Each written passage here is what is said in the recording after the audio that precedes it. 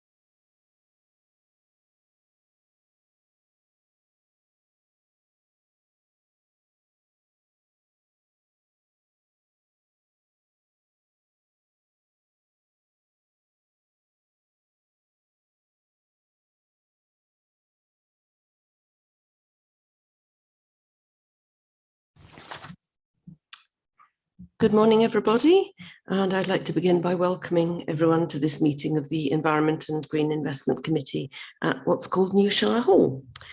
The County Council allows filming and photography at its public meeting.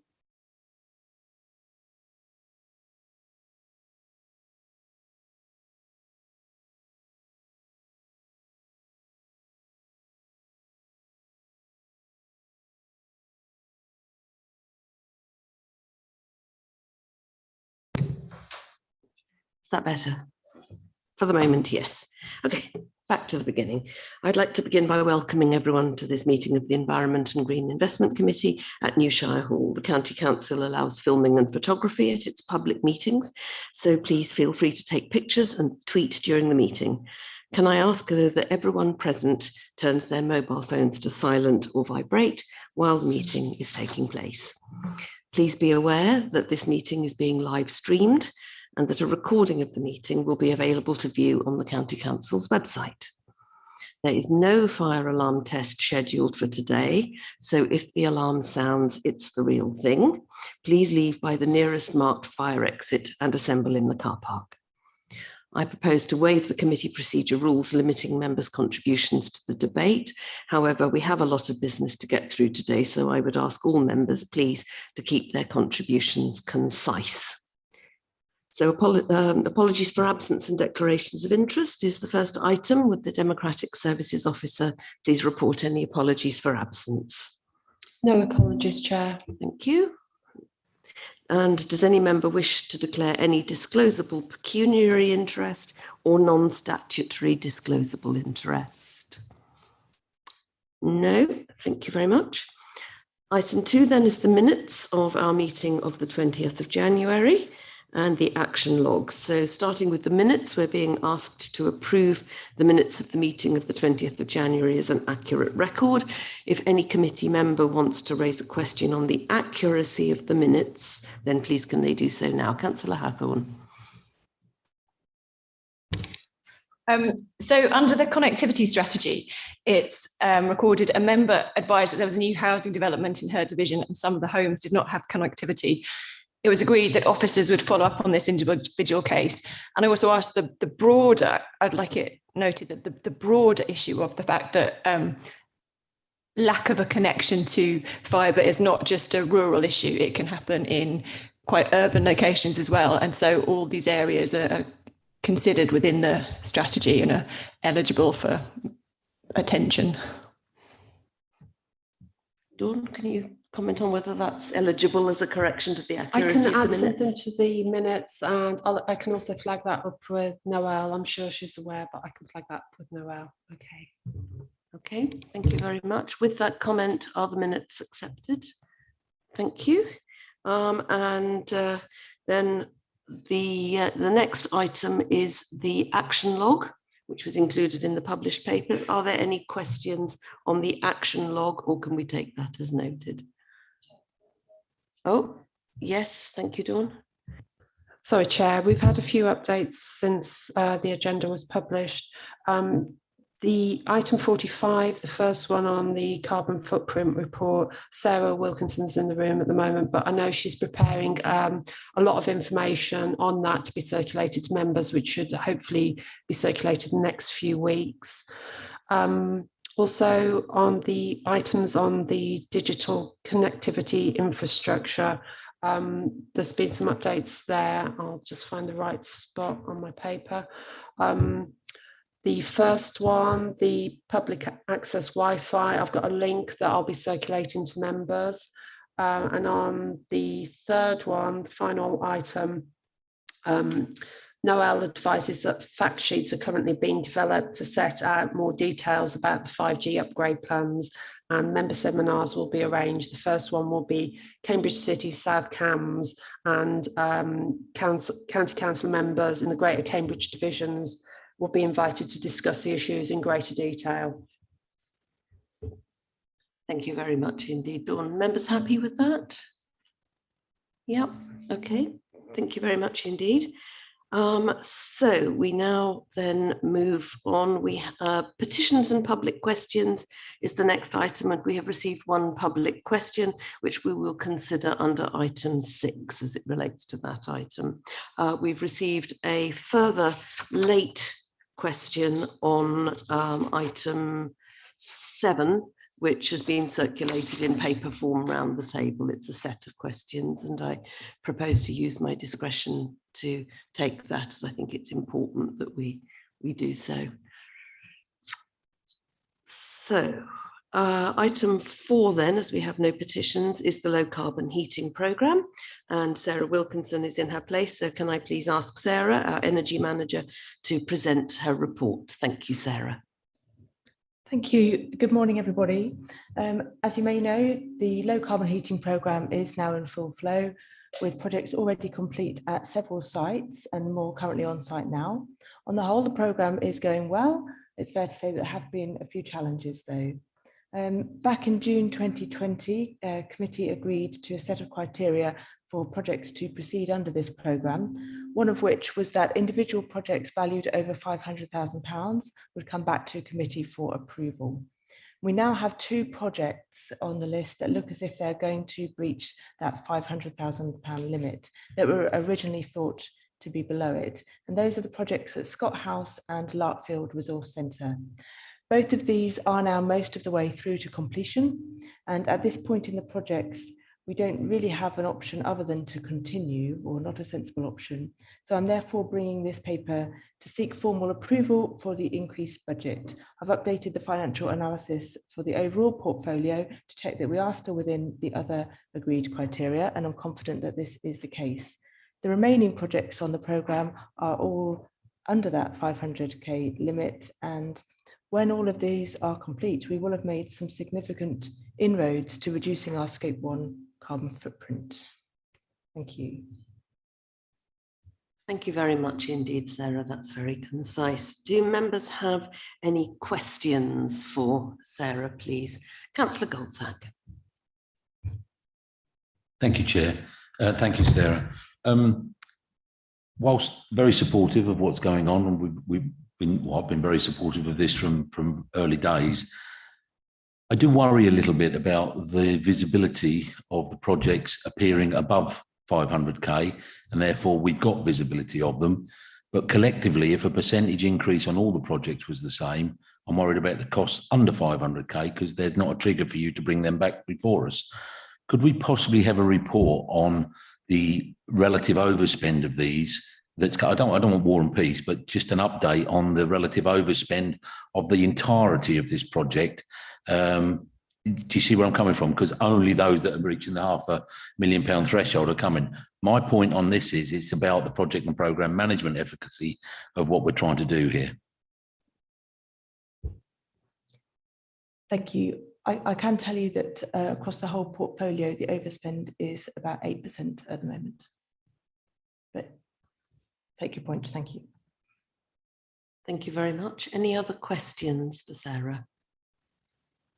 No, in which case I will open the debate by proposing the recommendations, which are to authorise the required additional spend as detailed in paragraphs 2.6 to 2.12 on the projects to install air source heat pumps at Scott House and Larkfield Resource Centre, and to delegate authority to the Executive Director of Place and Economy in consultation with the Chair and Vice Chair to authorise any further increases of costs on individual projects as long as the business case for the entire programme as a portfolio remains within the other agreed investment criteria. And to my Vice Chair to second that. Yes, I second that, sir. Thank you very much indeed, Councillor Gay. So that having been proposed, I'd like to open that for debate. Does anybody have anything to say on that proposal? Councillor Bradnam. Thank you. It seems to me that these are sensible costs. They're largely to deal with acoustic baffling to stop the noise of the air source heat pumps. And as Sarah Wilkinson has said, we're so far on with the projects, it would be foolish to stop at this point. And anyway, we want them to be successful, and we want them to be acceptable to the neighbouring properties. So I'm happy to support this. Thank you, Chair. Thank you very much indeed, Councillor Bradnam. Councillor Hathorn. I'm not sure whether this should be a question or a debate item, but reading the list of the 22 sites is really, really powerful. It's really impressive, and I struggled to find that on the website. There were case studies which were good, but actually seeing the sites where work has been completed and work is ongoing and expected to complete was, it really demonstrates the county council is doing something. So I'd like to consider, that being put on the website as an item you can read without it being locked away in a PDF somewhere or other. Thank you very much, Councillor Hathorn. I'm sure that's something that we can take away and look at. Not seeing any other hands, so I'm hoping that this will be uncontroversial. I'd like to put it to the vote, therefore. Can I see those in favour of this, please? And those against? And those abstaining? Councillor Tierney. Thank you very much indeed. That is overwhelmingly carried.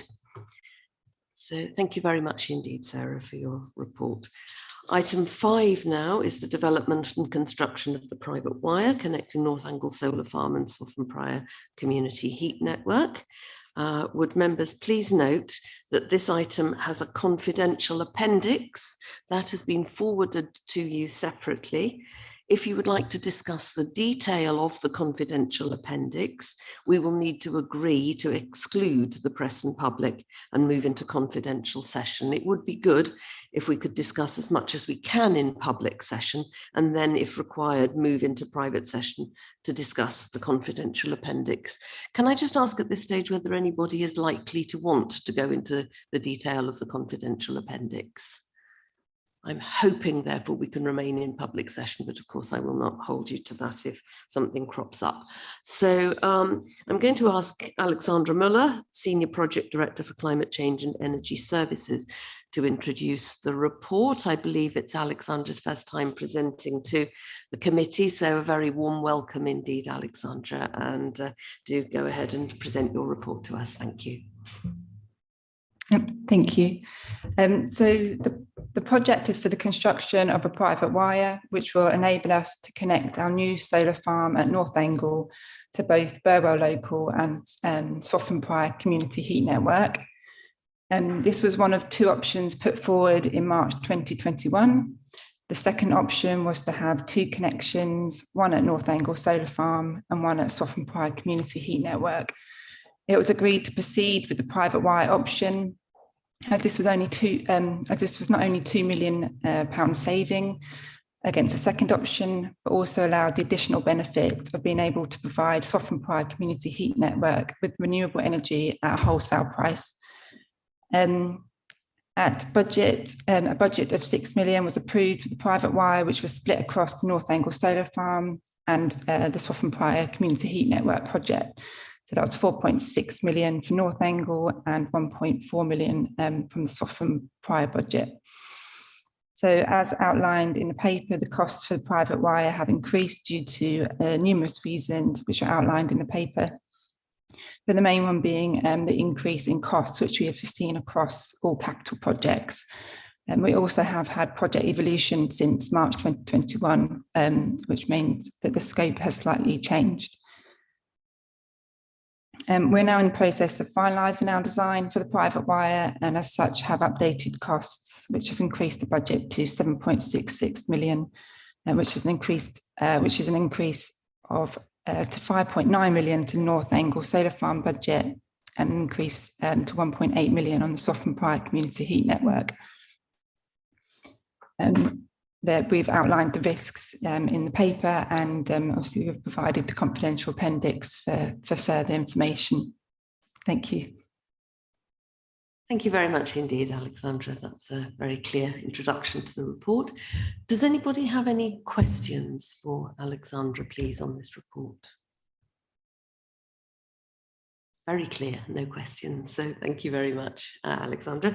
Okay, to move to the debate then, I will propose the recommendations, which are to note the progress with the project, to approve the private wire business case and recommend to Strategy and Resources Committee to approve additional expenditure, to approve purchase of long lead equipment, to approve entering into a contract variation for the existing North Angle Solar Farm project to cover the private wire, and to delegate the implementation of the decisions on the private wire, including the purchase of long lead equipment, to the Executive Director of Place and Economy and Director of Resources in consultation with the Chair and Vice Chair Environment and Green Investment Committee. And once again, I look to my Vice Chair to second. Yes, I'm seconding that. Thank you very much indeed, Councillor Gay. So on to the debate, please. Does anybody have any observations that they wish to make?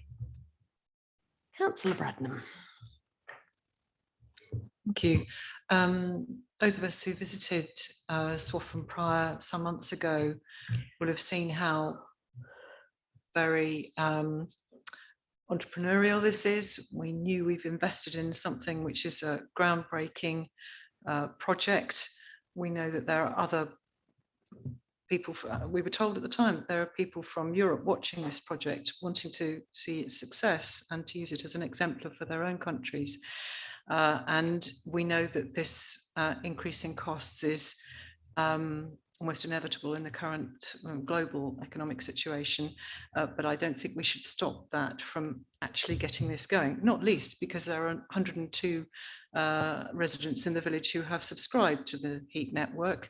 We saw the pipes going through the village and being connected up in places, and you know, I can only applaud and support the fact that we must continue to do this, and we need to spend the extra money to complete it for the sake of the people in Swaffham Prior who've committed to this project for us. So we must work together with them, and also because of the years of work that the climate team have put into getting this project going.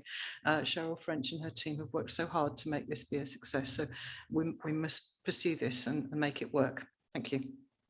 Thank you very much indeed, Councillor Bradnam. I certainly agree about the amount of sheer hard work and dedication that's gone into this. And it's very rare that we make it as Cambridgeshire onto Japanese television. So I thought that was pretty good as well. No other speakers, I think. So I'll put this to the vote, therefore. Can I see all those in favour, please? And against? And abstentions? So that's unanimous. Thank you very much. And thank you, Alex. Right, so our next item is item 6, which is the Cambridgeshire Flood Risk Management Strategy. And I think, yes, we have Hilary to introduce the report, but so I'm going to ask Hilary to introduce the report, and then I'm going to take the public question that we have received from Swavesey Parish Council. But first, Hilary, welcome, as always. And would you like to introduce your report, please? And and Richard also, thank you. Welcome, Richard. Thank you. Good morning, everybody. So this paper relates to the update of our local flood risk management strategy, which we brought previously to the committee back in November 2021 to endorse for its public consultation. As previously outlined, the new strategy covers the period 2021 to 2027, and it replaces our previous strategy, which covered 2015 to 2020. As an appendix to the strategy, we've also prepared an action plan which covers all flood risk management partners in Cambridgeshire, and it outlines what actions will be taken between now and 2027. In the previous meeting, I ran through the purpose of the document and the themes running through the strategy, so I don't plan to repeat those today, but we'll cover what we've done since the November meeting. So the strategy was subject to public consultation for just over 2 months, from the 29th of November to 23rd of January, and we received 31 responses from a variety of different organisations and individuals, which included local flood groups, risk management authorities and parish councils. Paragraph 2.9 of the committee report outlines the themes and the issues that were raised during the consultation, and also how we've addressed those within the final document. So whilst I won't run through them all now, some of the key themes that were raised related to greater representation of local flooding issues, links to climate change, communication with communities, the roles and responsibilities and the details of timescales associated with the actions that were in the action plan. As requested during the meeting in November, we organised 2 workshops for members of this committee, and these took place during and after the public consultation on the 11th of January and the 9th of February. These were well attended by members, and we hope you found them useful in better understanding the strategy and the action plan. Within the committee paper, I've also included a paragraph in 2.11, which explains our intention to commence the update of the flood and water management supplementary planning document, which is a separate document relating specifically to flooding issues associated with the planning system and development. This will be undertaken jointly with each of the districts in Cambridgeshire and other risk management authorities such as internal drainage boards, the Environment Agency and Anglian Water. One change that I did want to draw your attention to is that the strategy, whilst we previously intended for it to go to full council, the Constitution actually states that the adoption or approval of the flood risk management strategy is by local choice delegated to the relevant service committee, which in this case is the Environment and Green Investment Committee. So we're asking the committee to approve the strategy and the supporting action plan. And I've included Richard here as well, who is able to answer any questions on the content of the report or the action plan. Thank you. Thank you very much indeed, Hilary. As I said before I ask members for their questions, we have received a public question from Swavesey Parish Council, and I'm going to ask our Democratic Services Officer whether she will read out the question, please. Thank you, Chair. This is from Swavesey Parish Council. The Cambridgeshire Flood Risk Management Strategy document on page 32, item 4.6, explains internal drainage boards and states that they have an important role in reducing flood risk, and that the role of the internal drainage board in the management of flood risk within Cambridgeshire is vital. The Parish Council is pleased to see that this is recognised, as there is a wealth of local knowledge within a local internal drainage board. Strategy document also recognises the status of the middle level commissioners, saying it is a statutory body with powers and duties. Again, the Parish Council is very pleased to see that this is recognised. The officer report also states 3.1, community groups and the volunteers within them have a wealth of local knowledge, and the strategy sets out how Cambridgeshire County Council will work with these groups to raise awareness of flooding. Looking at the strategy document, page 85 explains that the County Council intends to do what the County Council intends to do to improve communication to residents, some of which we have already seen improve, such as the new riparian leaflet and warning information about flooding and what residents can do to help stop or alleviate flooding. Under Objective 4, ensuring appropriate development in Cambridgeshire, page 86, the Parish Council wishes to reiterate that it is vital for the County Council to talk to parish councils and internal drainage boards, where there is one, and take local knowledge into account. Item 4.1, contribute to achieving more sustainable development, lists local communities as the partner in this. It goes on to state, Cambridgeshire County Council requires sustainable drainage in all new developments. Cambridgeshire's flood risk management organisations will continue to work closely with developers to this aim. The Parish Council wishes to stress that for this to happen, the County Council needs to actively commit to working right from the start of a development proposal with the local Parish Council and internal drainage board, not just the developers. We have experienced a lack of this with a recent housing development where the Parish Council believes a greater risk of flooding may occur following the development due to decisions taken against local Parish Council and internal drainage board advice, and how drainage for both foul and surface water is being managed on a new development. Swavesey community has already seen in the past 18 months foul and surface water flooding of dwellings, gardens and garages, and residents are understandably very concerned over what actions are being taken to stop future flooding and what impact new housing developments in the village will have on the risk to future flooding. Can the committee confirm that the above points and concerns will be addressed by this flood risk management strategy, and how is the County Council going to action the policies in order to work with local communities to reduce flood risk and help ensure residents do not experience increased risk of flooding as new development continues to take place within villages? Thank you very much indeed, Dawn. And I'm going to ask Hilary if you would to respond to that question, please. Thank you. Thank you. I've prepared a written answer, which I'll read out just on the basis I don't want to miss anything, because it's quite a long question. So we thank Swavesey Parish Council for their question and the interest in the strategy, and we acknowledge the need to engage with communities and internal drainage boards, as well as the developers, to endeavour to do this wherever we can.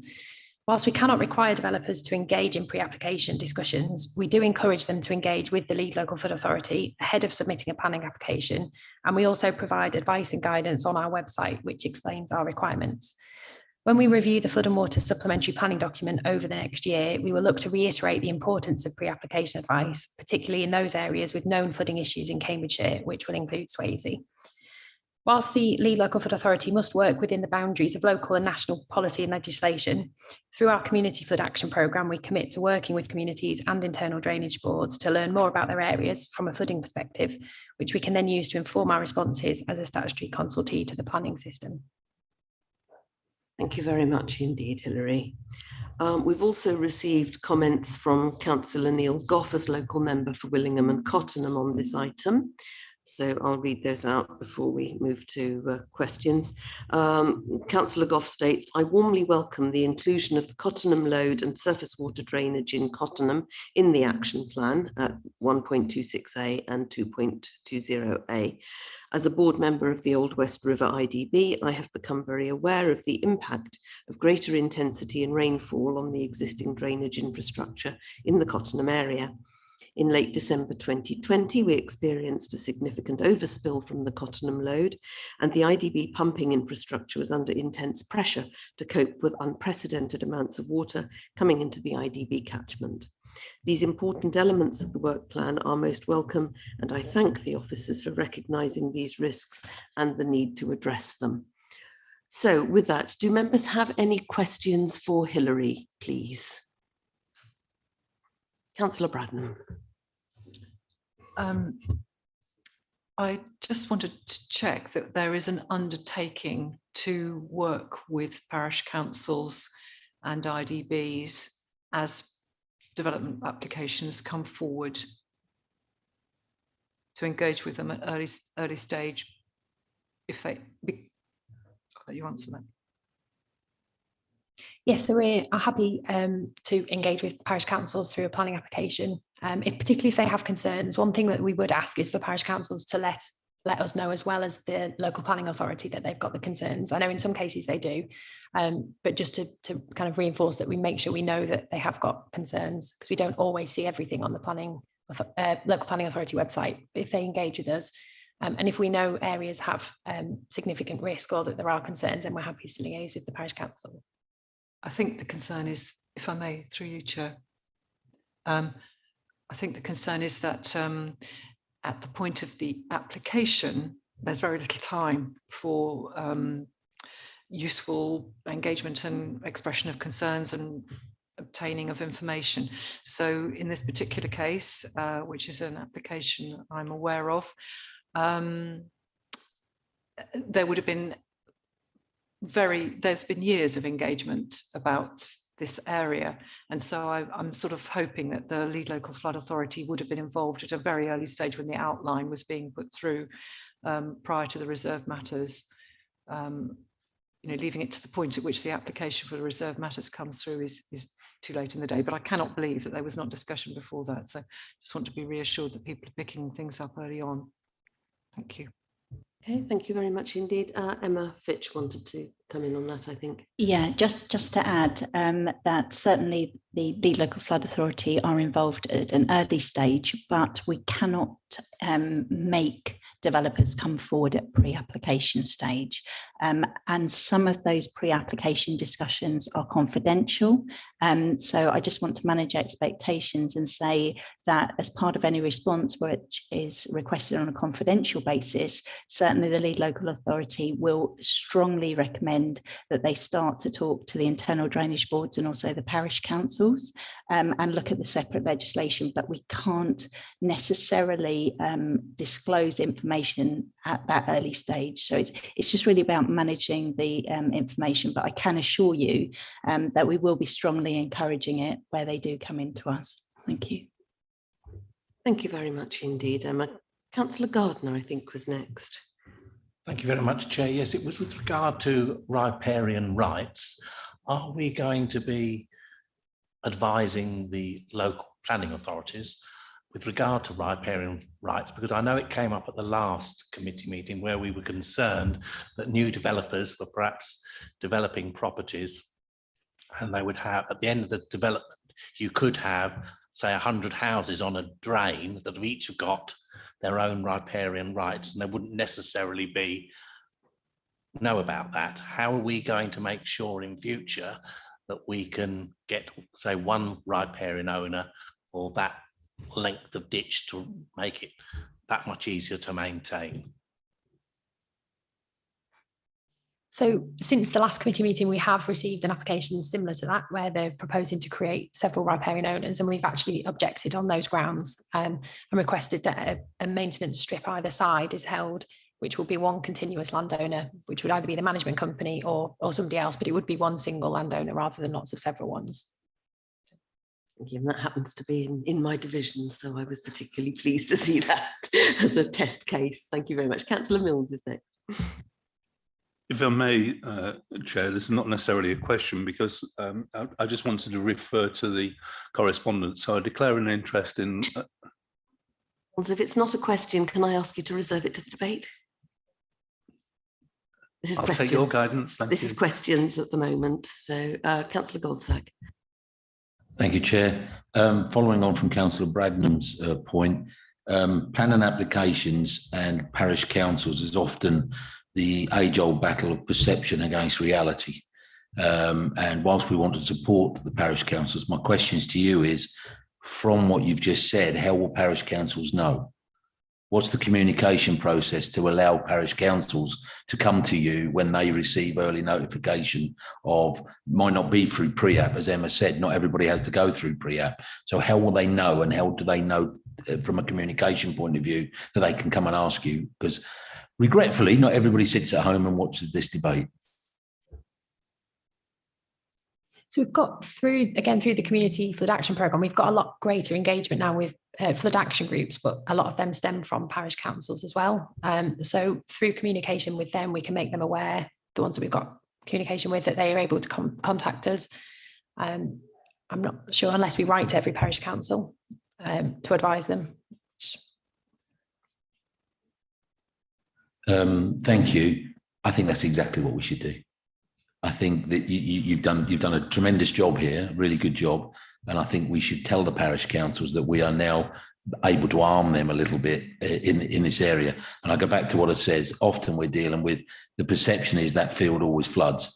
The reality is the IDB let that flood because that's already designated to flood, and therefore we've got to deal with it.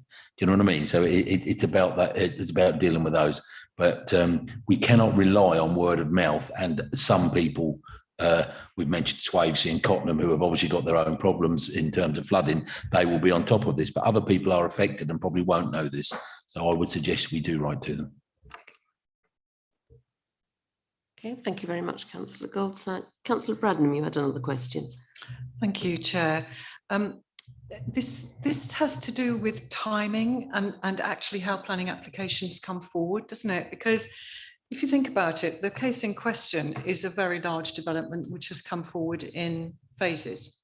So the outline development, the principle of development, has already been set by outline.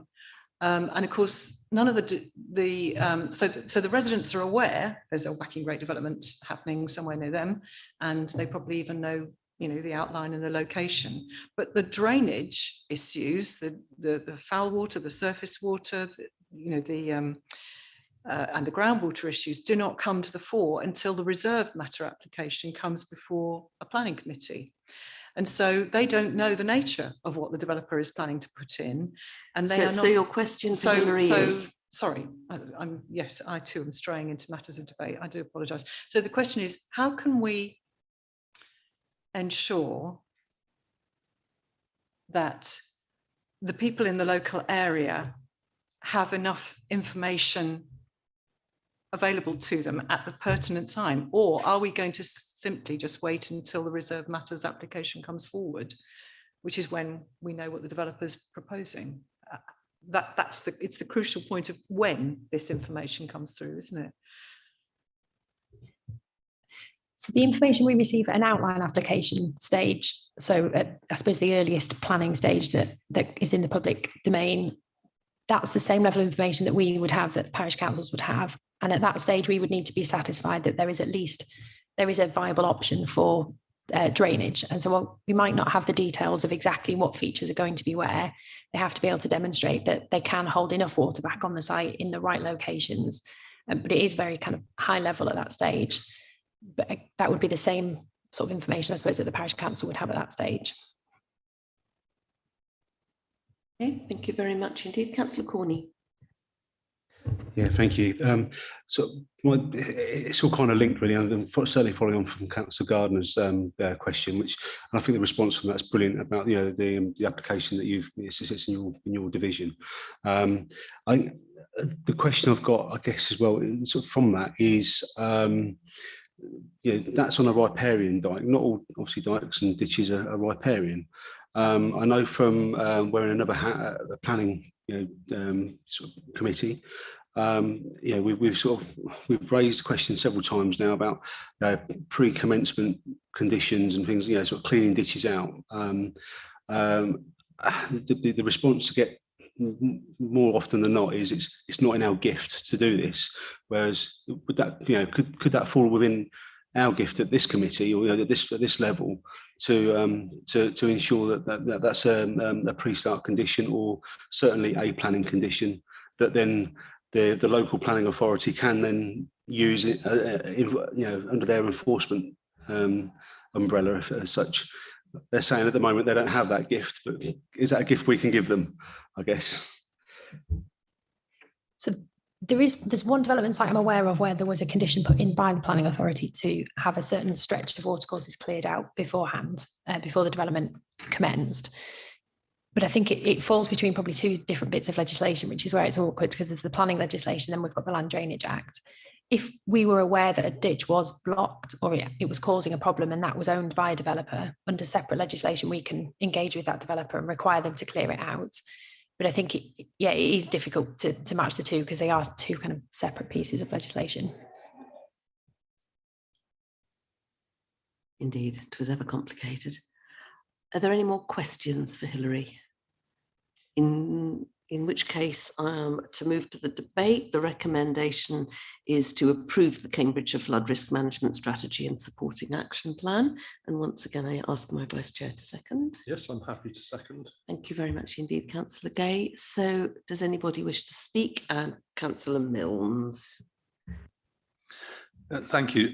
I just wanted to repeat my declaration of interest as lead member for environmental services at South Cambs District Council, because this is an issue very close to our heart. I think Councillor Corney mentioned, the wider watercourse management, and it's where it's absolutely critical that we have coordination and collaboration between the various parties.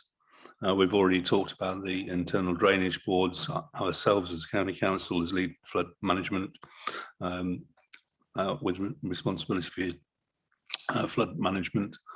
And I can say that since, and confirming what Hilary's just told us, that we've adjusted the response that the county will make on applications. And you've seen an example of this to make sure that the riparian responsibilities for developers are not escaped from by divvying them up amongst individual owners who will rarely have understanding of their requirements. And I think this is an issue that we just need to pursue in both formal way, as outlined by this policy, as well as in an informal way with the officers in the flood management teams, such as our own, who are out there actually doing the work, clearing the watercourses. Because without these, we know that we'll get failures. And I've got personal examples where I've walked with several county officers along watercourses to make sure they're clear. So I just welcome this report, commend it, and also commend working with our district council colleagues to make sure that it gets enacted. Thank you. Thank you very much indeed, Councillor Milnes. Councillor Bradnam. Thank you. Now here, I'm just going to make an admission of perhaps an error on my part, because what sort of suddenly dawned on me when we looked at the areas that were identified as areas of concern was that one of the areas that flooded for me in my division is not listed there. And I think that's because at the time it happened, I engaged initially, and forgive me, it's because I could not get any, I knew that the local district council was the emergency authority. So they were the gold coordination team for the emergency response, as Councillor Milnes will be familiar with. And so I engaged with the district council, not the county council, about flooding in the village of Landbeach, and had a lot of support from the district council, and understood that they would have reported back to the county council about this area. So what slightly struck me is perhaps the reason it didn't get mentioned as an area of concern was because it was a groundwater issue. In other words, it wasn't water flowing through ditches. This is a low-lying area with a recognised risk of flooding from groundwater, but it was serious, it was severe, and it did affect a whole section of houses. And I'm just wondering, I'd quite like some clarification about how that is handled, because these are houses that when you look on the Environment Agency map, there is a recognition that their gardens might flood. And indeed, as I was coming here today with my colleague Ross Haythorne, Councillor Haythorne, we both identified areas where groundwater had risen to such an extent that entire back gardens were lakes. And for me, in my area, this was a period from Christmas Eve until May. These gardens stayed underwater for months and months and months, and people couldn't use their gardens, etc. So I just wondered, to what extent is groundwater flooding anything that we can control? Not really, but is there anything we can do about it and help residents in those situations? Some of them also had back flooding through sewage systems as well. Thank you. Now that actually was a question, so I'm going to go to Hilary and Richard for that. Thank you. Thank you. So there is actually an action in the action plan, which is 1.14a, which is actually about groundwater investigations and studies. And that recognises that there are gaps in knowledge because we don't see that much groundwater flooding across the county. And that's to kind of continue to learn about it and investigate what can be done in those instances where there is issues. And the other thing just to add, I suppose, is that the action plan isn't a fixed document. The plan is that the actions will, things can be added to it over time. So if there is a particular area where there is an issue that we weren't aware of, such as Landbeach, there's no harm in us adding, we can add to the action plan in the future. Actually, I'm glad to hear that. Thank you. Okay, thank you very much indeed. Councillor Goldsack. Yeah, in the report itself, 2.3.5 on the Biosphere Area, it states there is an ambition across local partners to achieve a biosphere status for the fens from UNESCO. I think that's slightly misleading, because my understanding is that Fenland District Council have said no. So I think we need to look at that. I mean, it's a bit late now, but it's very misleading that it's not all local partners, it's some local partners, and not everybody's agreed to it.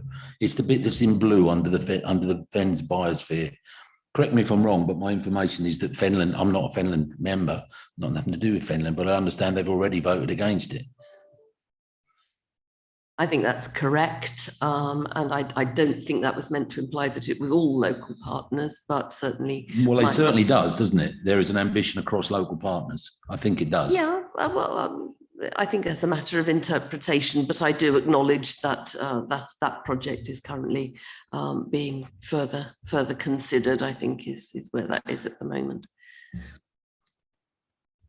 Okay. Not seeing any other speakers. No, Councillor Tierney. Yeah, I'll just add to that. It's correct that Finland did reject the proposals pretty thoroughly, it's fair to say. So further considered seems a bit of a waste of time to me, but unless some massive about turn is going to happen, I don't think there's going to be a massive change in position. Thank you. Thank you very much, Councillor Tierney. We all look forward to the future, I'm sure. So I'm not seeing any other speakers. So with that, can I ask to see those in favour of accepting and moving forward with this document, approving the document? Those against? And those abstaining? Councillor Tierney. Thank you very much. That is overwhelmingly approved. So thank you very much, Hilary and Richard, for all your hard work on that document. I look forward to seeing the actions being enacted. So we now move on to item 7, which is the Seneca solar farm proposal. We have David Carford, project manager, with us, and I'm going to let David have a moment to sit in his seat. And once he's ready to go, I will invite David to present this report to us. Thank you very much. Yes, the paper here today is sharing technical officers that looked at the Seneca proposals. Seneca is a large solar energy farm to the east of Cambridgeshire. Their application was submitted just before Christmas, and it was submitted to the Planning Inspectorate, being its nationally significant infrastructure project. So our officers have gone through that application, and they have written relevant representations, which we are invited to provide the inspector with.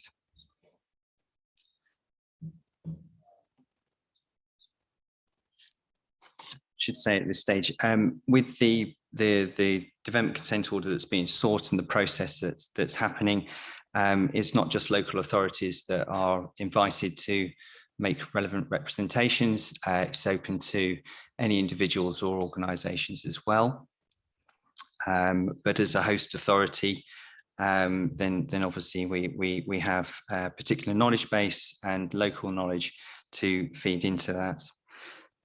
The purpose of relevant reps is to highlight to the inspector at an early stage what our views are of the application, so that it helps the inspector be informed about the oncoming process of an examination into the application. So this is really highlighting the main issues that technical officers here at the Cambridgeshire County Council have raised. And then further to that, the ongoing process will progress onto us writing a local impact report that again is submitted to the inspectorate. Our intentions are, the host authorities are, there are 4. There's Cambridgeshire County Council, Suffolk County Council, West Suffolk Council, and East Cambridgeshire District Council. We're all submitting relevant representations, but we are continuing to coordinate together, and our intention is the local impact report will be jointly written to the Planning Inspectorate. Further to that, the process moves on towards examination, and we do have further opportunities to submit written representation as well. So just to understand the whole process here and where these relevant representations sit. With regard to our relevant representations, I think, or generally the comments coming back from officers is that there is a level of detail, much more detail required in certain areas. There are a number of assumptions where more evidence is needing to be seen for us to be satisfied that their assessments are thorough and that they justify the mitigation measures that they're putting in place. We're also asking for a more detail in certain elements to be assured that some of their proposals are indeed deliverable. Some of the key topic areas are transport and access, where we're asking for much more detail about accesses, as this is a very big site over a large area with a large number of access points for construction at the beginning and decommissioning at the end of the 40 years this solar farm is proposed to be in place. Other issues relate to archaeology. They've submitted various details, but at the moment we do need more to be satisfied. Ecology, nature and conservation, again, more detail is required, especially around their biodiversity net gain and the conclusions of that. Other matters are regarding agricultural land classification, which they have done and provided. However, there is a lack of evidence around the productivity of the land, agricultural land, which we think would better represent the potential impacts of the development, which we think they should look into in their environmental statements. And lastly, there's flood risk elements where we're just seeking more evidence to support their proposals coming forward. So those are our kind of overarching concerns and key matters. And obviously in Appendix 3, we have our full representations, which goes into quite a level of detail from our technical officers. Thank you very much indeed, David. Before I ask members for questions to David, I'm going to use my chair's discretion to accept some late submitted public questions, which are from Catherine Judkins, Isleham resident, and these are circulated on paper around the table, so members should have them in front of you. I'm going to ask our committee officer, Dawn, to read them out. And Dawn, if you could read them out one by one, because there are 4 questions and some of them are quite lengthy. And then I will ask David and Emma Fitch to respond to those questions. So Dawn, if we could have the first question, please. Since there appears to be agreement across the 4 host local authorities that the level of detail provided by Seneca in their DCO application is severely lacking, making it impossible to assess the scheme with any confidence, is there scope for Cambridgeshire County Council to include a similar statement to that in the Suffolk County Council representation, in which they state that they are unable to support the proposal as it stands and considers that development consent should not be granted for the proposal as submitted? Thank you. Emma? Thank you, Chair.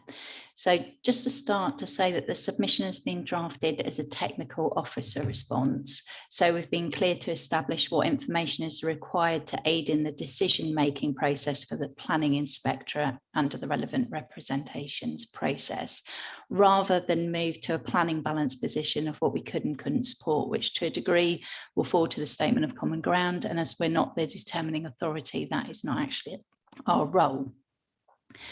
But what I would say is, nonetheless, what we have said in paragraph 2.2 of Appendix 3, which is on page 200 of your agenda pack, is that the County Council seeks these matters to be resolved ahead of any consent given to the scheme, which is effectively saying the same thing. However, if you think this doesn't go far enough, what we could do, if members are minded, is to add a sentence into the end of paragraph 2.1, just above that statement, to say, and if members just have a look at that 2.1 on page 200, at the moment that sets out that Cambridgeshire County Council has a number of concerns relating to the quality of the information shared in the environment statement. More evidence is required to allow CCC to fully understand the impacts of the scheme and have a view to whether the mitigation measures proposed are sufficient. There are a number of concerns related to the quality of the assessments and assumptions used. In addition, more detail is needed at this stage of the process to assure the County Council aspects of the scheme are deliverable. If you're minded, what we could do is add, as such, Based on the current information provided and the assessment of the submission by technical officers, members of the Environment and Green Investment Committee are unable to support the proposal as it stands and considers that development consent should not be granted for the proposal as submitted. That would then allow the next paragraph to say the County Council seeks these matters to be resolved ahead of any consent given to the scheme.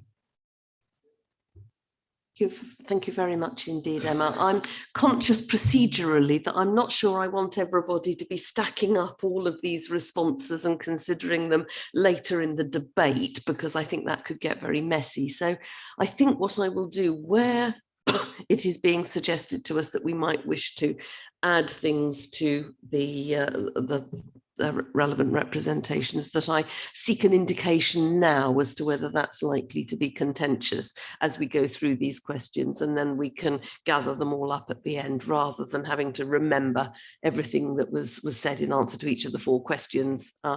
So can I see whether there's any, is there a view that we ought to consider adding that statement?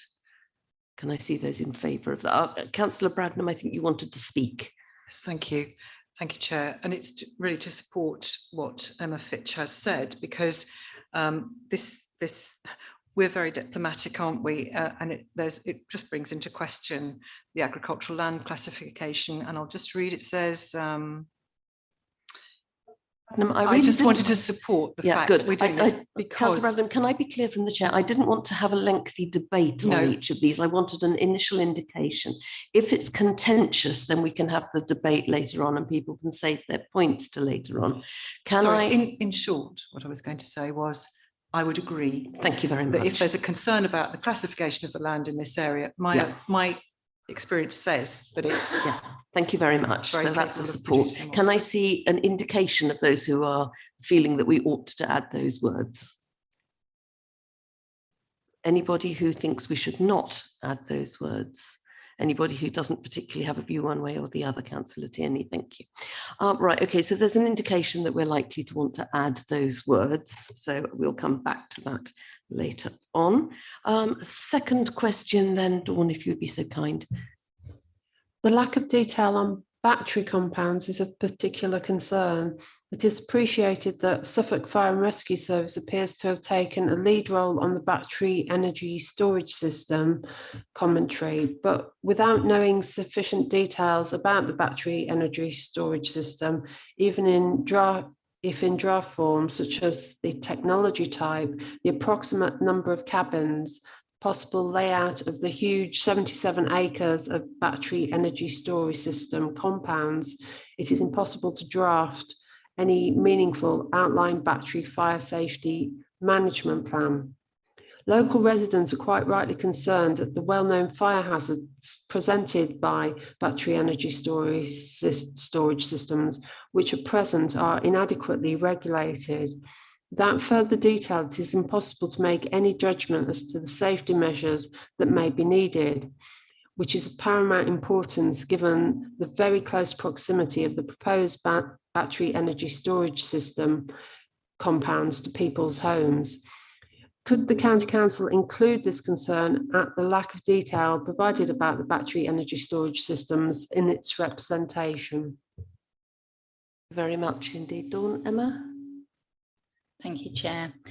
So reference to local concerns on battery energy storage systems, or BES for short, are already included in our draft technical response at paragraphs 4.5, which is page 203 of the agenda pack, and also a section specifically on battery and fire safety in paragraphs 10.3 to 10.6, which is on page 211 of your agenda pack, which has been based on technical advice guided by Suffolk Fire and Rescue Service, with engagement with our own service to make sure that there's not duplication, but that we get the relevant specialist information. taking account of those, my understanding from watching Suffolk County Council's Cabinet meeting on Tuesday, the 1st of March, is that Suffolk Fire and Rescue are broadly content that this area of the application is able to be reviewed and covered appropriately. But the detail of this will be examined in the joint local impact response, as confirmed in paragraph 10.6 on page 211 of your agenda pack. So I actually think this is adequately covered, and it's something that the Fire and Rescue Service are engaging very proactively in, and something that will be in that local impact report. So I'm not suggesting any amendment to that at this stage. Thank you very much, Emma. And once again, I do not want to debate about this at this stage. I'm happy to have a debate about it in the debate, but do members feel broadly content with Emma's view that this is adequately covered? Can I see those who feel that? And that's a significant number. I think we'll have to count them, Dawn. Can we have a count on that? Apologies, Chair. Could you just explain your question again? I wasn't 100% sure on what you were asking, whether we were agreeing with Emma or disagreeing with Emma. Right. Emma Fitch's view, as she expressed to us now, was that the issue about the safety of the battery storage systems was adequately covered in our own representation and in the comments that she understands are being made by Suffolk Fire and Rescue, who are taking the lead on this. So what I'm asking is an indication of whether members feel that Emma is right that this is adequately covered in our own relevant representation drafts and in the views we believe to be expressed by Suffolk. If you're not content, then we will have a debate about that in the debate section. But if you are content, can I see whether you are content to leave the matter as Emma has indicated? Can I see that? And that's 8. And those who are not content, 1, 2, 3, 4. Right, okay, that's not unanimous. I think in view of that, it's not unanimous or even close to it. I think in view of that, I'm prepared to accept some discussion on that point in the debate section, because I think I'd like us to move forward as unanimously as we can on this. Okay, third question then, please, Dawn, if you would. The scheme is vast and affects 16 parishes, see below, in Cambridgeshire, Isleham, Chippenham, Kennet, Snellwell, Fordham, Burwell, Reach, Newmarket in both counties. Suffolk, Mildenhall, Westrow, Barton Mills, Freckenham, Wallington, Red Lodge, Exning/Landwade and Newmarket. The extensive cable route connects 4 solar PV sites together and then connects to a new substation expansion, which is to be built by Seneca Limited at Burwell National Grid Substation. Please can this size and scale be reflected in the County Council's report? At present, only a few villages are highlighted under the proposal. Please could the substation expansion, 12-metre high infrastructure at Burwell also be mentioned? Thank you, Dawn. Emma? Thank you. It's hard to tell from the question whether this is in relation to the landscape implications specifically, but I've assumed, given reference to the scale and the size, that it probably is. The inspector will be aware of the proposal and the proposed route of the cable, and therefore the scale of what is being proposed and the number of parishes that it will affect will obviously be known. Nonetheless, in paragraph 2.1 on page 200 of your agenda pack, we could potentially add something to the end of the third sentence along the lines of, so at the moment it says there are a number of concerns related to the quality of the assessments and assumptions used. Instead of ending there at a full stop, we could add a comma that says, particularly given the scale and size of the development being proposed. Just clarify which point that was, please.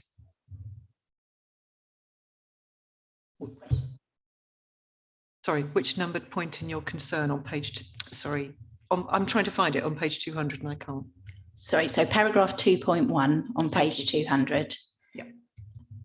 The third sentence starts, yes. There are a number of concerns related to the quality of the assessments and assumptions used. That currently ends with a full stop.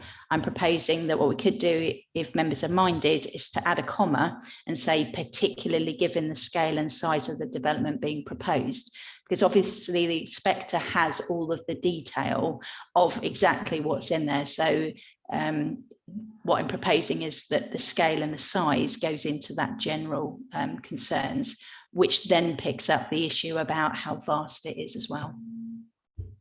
Thank you. Again, I don't want to debate about this now, although if there is not consensus, then we will have a debate about it later.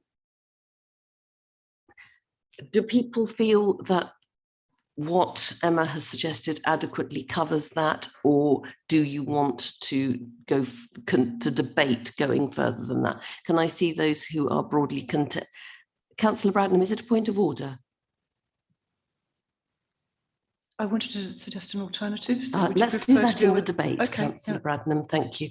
Can I see those just as an indication of those who are broadly content with what Emma is suggesting?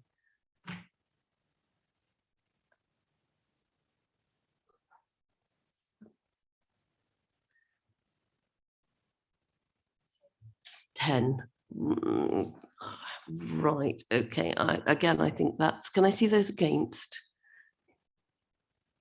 2, 3, 4.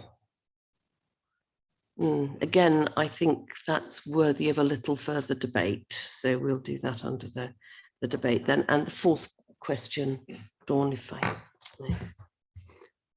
Clarification is sought on page 34, section 9.14.9. Does the final statement relate to the whole representation or just the section 9 points? And appendix 5A relates to cumulative impact, wasn't visible on the publicly available notes. Is this missing? Emma? Thank you, Chair. Okay, so just so we can keep everything consistent, I'll just make the point that this is on page 221 of the agenda pack, so we don't get confused on what we're talking about. But the answer to the first point is that it only relates to section 9, which is the detailed appendix 1 for the detailed transport and access comments. So it's regarding the highways. So that's the first answer. In relation to Appendix 5A, this reference relates to the submission documents by Seneca, none of which are included on our website. So this can be accessed on the PINS website as part of the proposals. Right, okay, so they would have, people would have to cross-refer, is what you're saying effectively. Right, okay. Are people comfortable with that response? I'm seeing nods, I'm not seeing any agitation, so I think we will take that as accepted. Right, so I want to thank Catherine for her very useful questions. I'll also read out the introductory sentence to her comments, which were, I very much welcome Cambridgeshire County Council's detailed review of the Seneca DCO application and the many excellent points that have been raised. So I'm grateful to Catherine for those comments and her questions. 3 of the 4 local authorities responding to this application at this stage, the relevant representations, are doing so as we are in public session with the opportunity for members of the public to engage with this and ask their questions. And I'm very pleased indeed that we are one of those 3 out of the 4 that are doing this publicly and transparently. So we've got a couple of items there to come back to in the debate. And I will make a note of those, but we now have an opportunity for members to ask questions of David Carford and Emma Fitch. So questions at this stage, please, Councillor Goldsack and Councillor Gardner. Thank you. I actually have a separate point and then 4 questions. I'm just setting the agenda here. David, I think you've done a fantastic job with this. Can I just bring you to task? Your opening words today to a public forum and to this forum, and I live in Isleham. I mean, I'm not declaring it. I just happen to live in Isleham, which is one of the names that were listed in number 3 above. You described this as a large development. by any stretch of the imagination, this isn't a large development. This is by far the largest development. Is that agreed? You're shaking your head. The reason I'm saying that is, with great respect to my colleagues across the room, they're not living and breathing this and hearing the residents talking about this every minute of every day. And I don't think that's carrying across. And that kind of emphasises, I think, what's going to come out and has already come out in the questions that have already been asked. Let's be clear about what we're dealing here with Seneca. By far the largest development of its kind. So please forgive me, I'm not even a pop at you, I'm just saying that, you know, let's be factually correct here, because by saying it's quite a large one we're doing in Angle Farm. That's quite a large development. And I don't want people to be misconstrued that, oh, well, it's similar to that. It is not similar to that. It is across, as it says here, in 16 different parishes. So to my questions, thank you for indulging me on that, Chair. For my questions, question one, we have this myth around here that Newmarket is Suffolk and therefore it doesn't apply. It may surprise many people here that most horse races start and finish in Cambridgeshire. They're running on Cambridgeshire land, okay? So we have a duty of care to that. We can't just say it's Newmarket, it's Suffolk. The Lime Kilns Gallops in Newmarket is a very special place. Reference needs to be made in this report to the significant impact and harm to this valued landscape by the Seneca development. It is the home of horse race and an international home of horse racing. Councillor Goldsack, I do think you're making speeches rather than questions. We are on questions, and I'm very happy for you to make a speech in the speech part. I will come to the question then. You're quite correct. I apologise for that. Okay. I don't think enough reference is being made to the visual impact on special places like the Lime Kiln Gallops. And I think as a question, I would like to see that further enhanced. Question two. I think Councillor Bradnam alluded to it. The loss of highly productive arable farmland is contentious. I believe that Seneca's assertions on the grade of the land are incorrect, non-factual. These are mainly edge of fens business. There are some pig farms around the area in some of these villages, and traditionally, not always, but traditionally, pigs are farmed on less than great soil. But that is a minority verdict. And most of the soil around there is at grade 2 or grade 3, and we've got to be very careful on how we classify that. And I don't think our report does that. It's just believed what has been told. Goldsack, your question is what? Can we review and stand against and ask for more clarification on the classifications from Seneca on the soil types, because they have not allowed anybody onto the land to actually test the soil themselves. And your third question? My third question, you'll be pleased to know, is quite short. Development, particularly of this size, and on highly productive arable land, is not in line with the planning guidance NPPF. Our report doesn't state that. Statement, not a question, but... Can our report state that? I apologise for not asking questions. Can our report state that it is not of this size and scale in line with the NPPF? And the third one, the final one for me, carbon footprint assessment. The calculations of greenhouse gas and emissions from the DCO documents have changed substantially from those in the consultation documents, despite the scheme being broadly in line with that presented in the statutory consultation phase. This brings into question the reliability of the assessments, which, if accurate, have the potential to undermine any carbon reduction ambitions. The BESS compounds, that's the battery storage areas, 15 miles of cable and substantive expansions, and the fact that 1.1 million number of these panels are going to travel the world, effectively make this, even on a 25-year, which Seneca have now taken to 40-year lifespan, non-effective at being less than zero. This will have a carbon footprint. So we're producing a... And your question is? Can we reflect this in the report? The report is not reflective of the fact that this will not be a carbon neutral project. Thank you, Councillor Goldsack. As I said, I'm very happy for you to make speeches in the debate, but this is questions. Look forward to it. Thank you. We all do. David, Emma? Yes, and apologies for the description. Yes, it is substantial. I kind of hesitate saying the largest, but it's certainly up there. I'd have to check my facts first before stating that. But yes, it is going to be one of the largest solar farms in the UK. Regarding Newmarket and the Gallops and landscape impact, at this time, with the expertise we have within Cambridgeshire County Council, we didn't have officers to comment on landscape, but our understanding is that East Cambridgeshire District Council are addressing that topic area.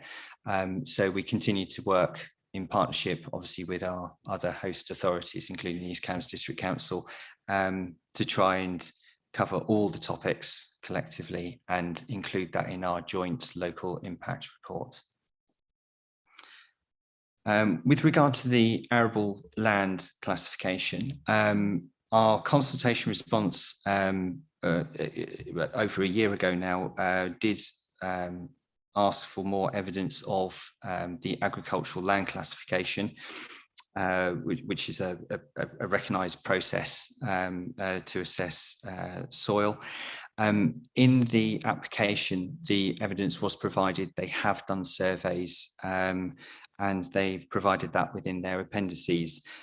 So the actual land classification grades that are given, our in-house experts are happy and content that that's a fair reflection and indeed reflects their knowledge of soils nearby. So the land classification is we're content is accurate. Where we question is then the productivity of that land and the agricultural industry, the impact therefore it has. So it goes beyond just the land classification. It is about then assessing the impact on the arable agricultural resource that's there and the productivity of that. The next question was the NPPF size and scale. I don't know, Emma, are you able to help me with that, please? Yeah, that's fine. So I'll probably just touch on the other two as well, if that's okay. So we're fully aware that Newmarket, and particularly the beginning of the Gallops, and I know David is, he won't specifically said it, is in Cambridgeshire. And actually, David and I were talking recently about the statue that was put up on the roundabout, and actually the joint work that needed to be done for the fact that it was Cambridgeshire and also working jointly with Suffolk on that. So we are fully aware of that. And one of the things that we are doing is liaising with East Cambridgeshire. East Cambridgeshire are not, unfortunately, able to get it to their committee and make the submission deadline, but they are drafting that. So what we are doing is making sure that they have reference to the horse racing within that. If they're not, then we will actually pick that up with the chair, if she's okay with that, to suggest that there may be something we can put in about reference to horse racing. But we would like, with East Cambridgeshire in particular, looking at the landscape issues, not to tread on their toes.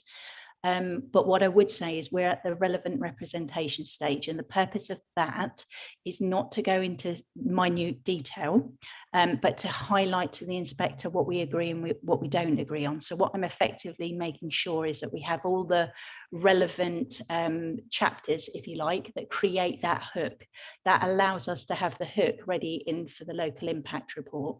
I know that Suffolk have got it, and they are quite rightly really focused on it, particularly from an economic point of view as well. But you're right, we do need to go into the landscape and that kind of heritage side of it as well. When it comes to the agricultural classification, land classification, I think I'm on page 206 of the gender report. We have got, particularly in paragraph 7.1 to 7.3, clarification of what David has said. So whilst we do accept the methodology as part of that, and it does reflect the county council's results, we're very clear on what we don't agree with. And in fact, in 7.3, we're clear to say we disagree with the assumptions on the construction traffic, and also in the earlier ones, we're saying that we think that the capability to produce crops has been understated. So we have made sure that we've got those. So that's the kind of first two questions. When we come back down to the MPPF, what you have to bear in mind is this is a nationally significant infrastructure project. So it actually has its own guidance, and that's what the Planning Inspectorate will be focused on. That's not to say that they won't look at elements of the wider planning system, but they will be heavily dependent on those planning statements for the nationally significant. So I think if you can leave that with us, if it's something that you can just let me have a look at and just see how the two align, if it's possible for us to put in a reference to the MPPF, then we could do that in consultation with the chair, if that's okay. I'm just trying to flick back to what the last question was about carbon footprint. I'm just wondering if Cheryl might want to come in on that.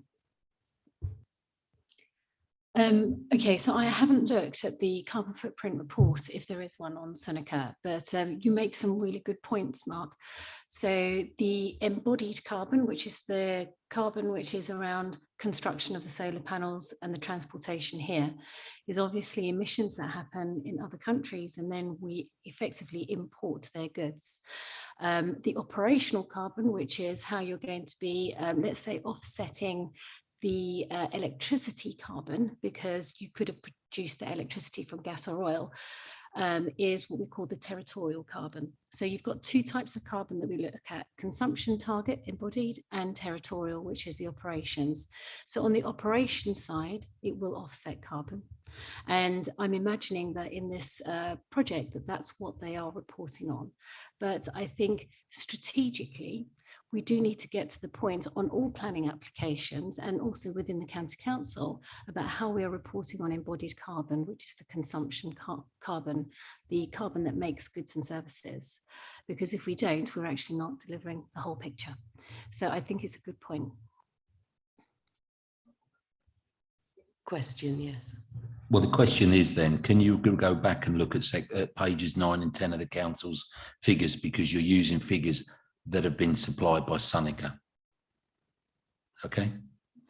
Okay, thank you very much. Are there any other questions? Councillor Gardner. Thank you very much, Chair. Yes, it was, I think Emma stated that Cambridgeshire Fire Authority had been consulted.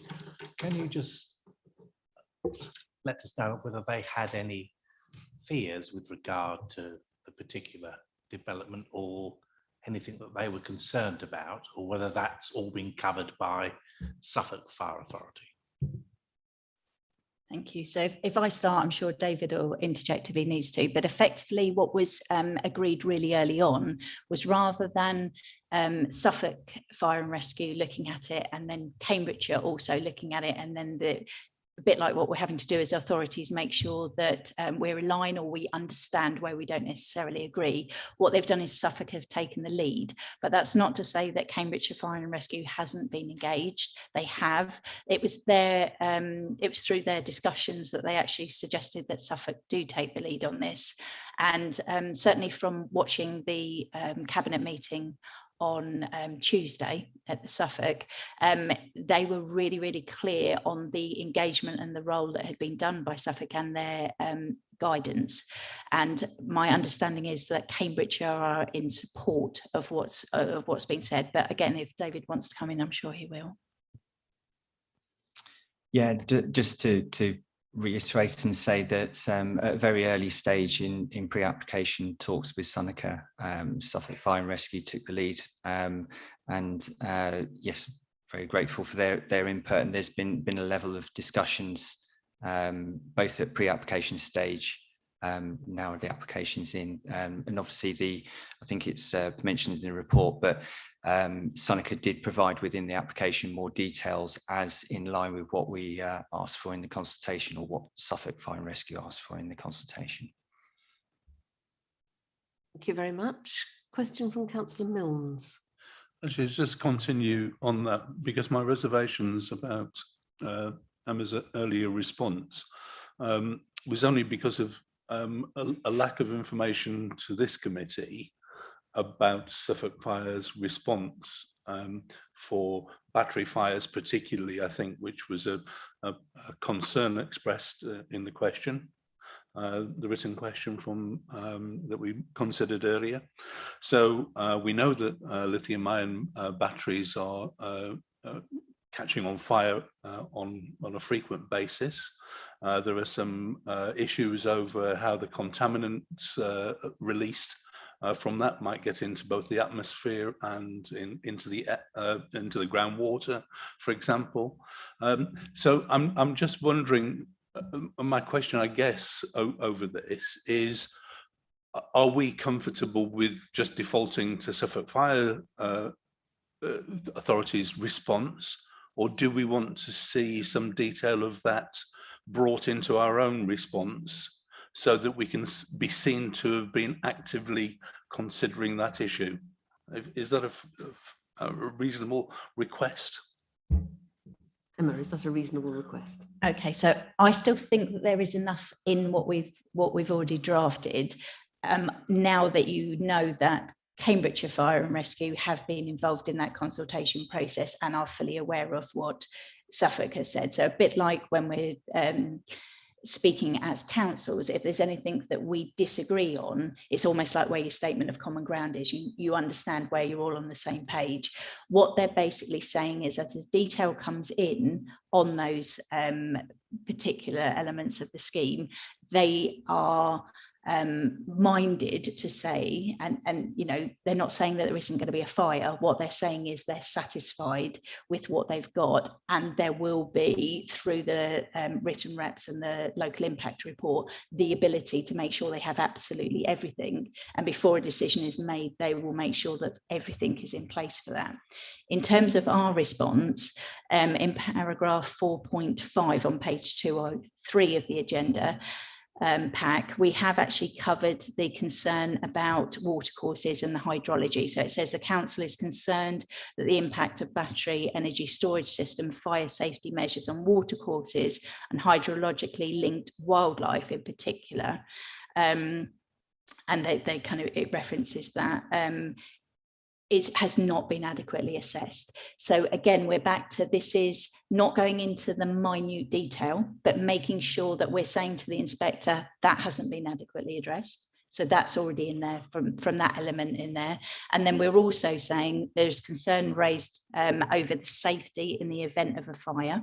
So that's already in there in 10.3.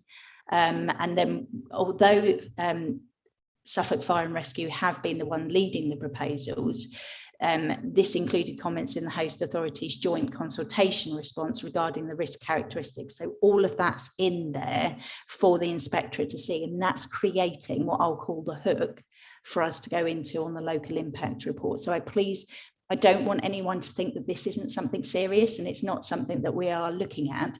But what I'm saying is we have, I believe, sufficient to be able to draw this to the inspector's attention, but to go into that detail at the local impact report, at which point it will be ideally, and this is, I have no reason to disbelieve this, all 4 authorities. So we will be showing absolutely everything across Cambridgeshire and Suffolk. Thank you. Thank you very much. Are there any other questions for David and Emma?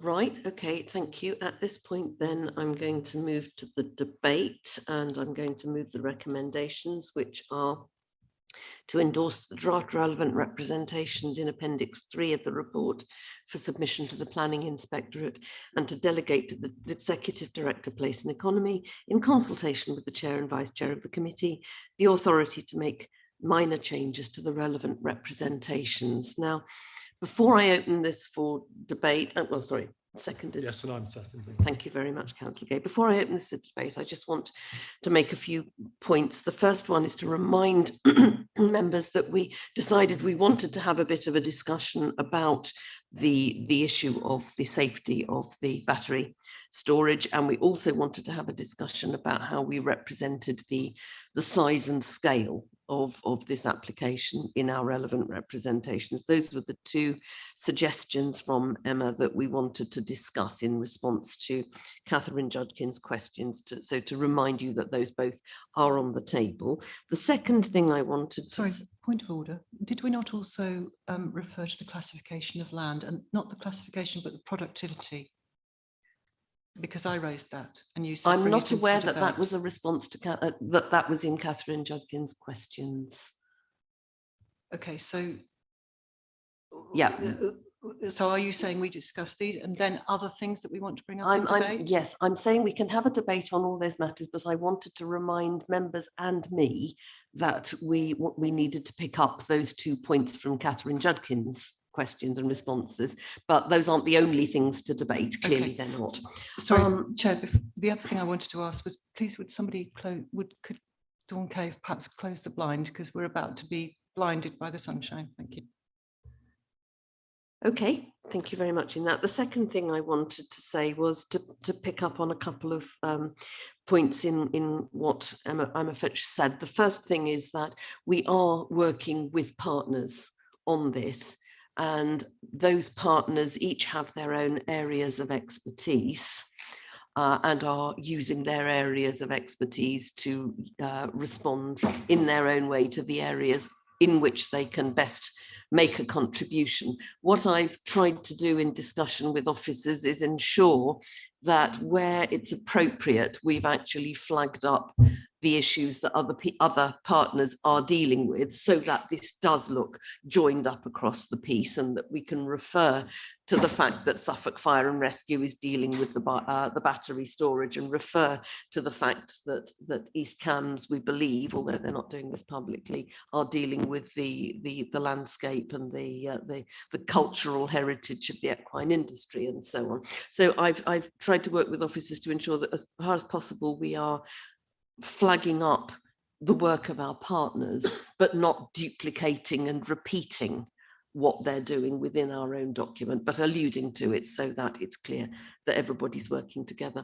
And Emma used, the second point was that Emma used the word hook here. I think that's right, that we don't need to go into huge amounts of detail in this document in order to alert the inspectors and alert the Secretary of State to the fact that these are issues we are going to want the inspector to be looking at. And I think that's very evident in the report that we have in front of us and the proposed submission, that there are references there that will enable us, as this progresses, to say, actually, we want to wave a flag or plant a, this is a hook for you to pick up, Inspector, that there is something we want you to look at here. That doesn't mean we have to put all the detail in, but it does mean we are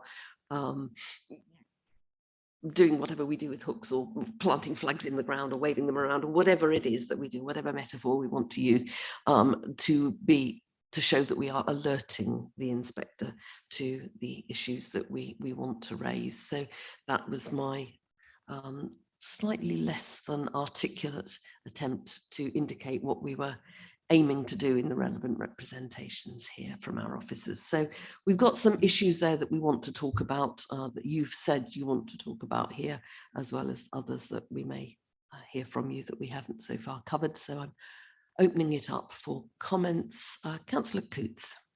Just a clarification, please.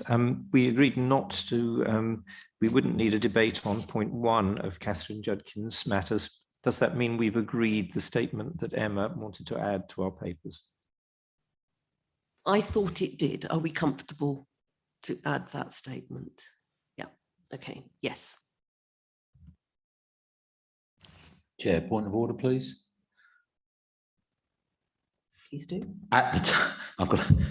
This is very difficult, and we're all trying to get the right words to say, but I was unaware that we voted on accepting Emma's words. I thought we'd voted on having a chat about it, and you'd agreed to have a chat about it.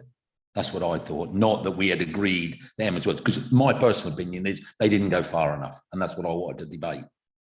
I thought that we had agreed we were comfortable with Emma's suggestion on the first question, and that we were not comfortable with questions 2 and 3 on battery storage and on the size and scale, but that we had accepted what Emma was suggesting in 1, and that we didn't need to debate that further.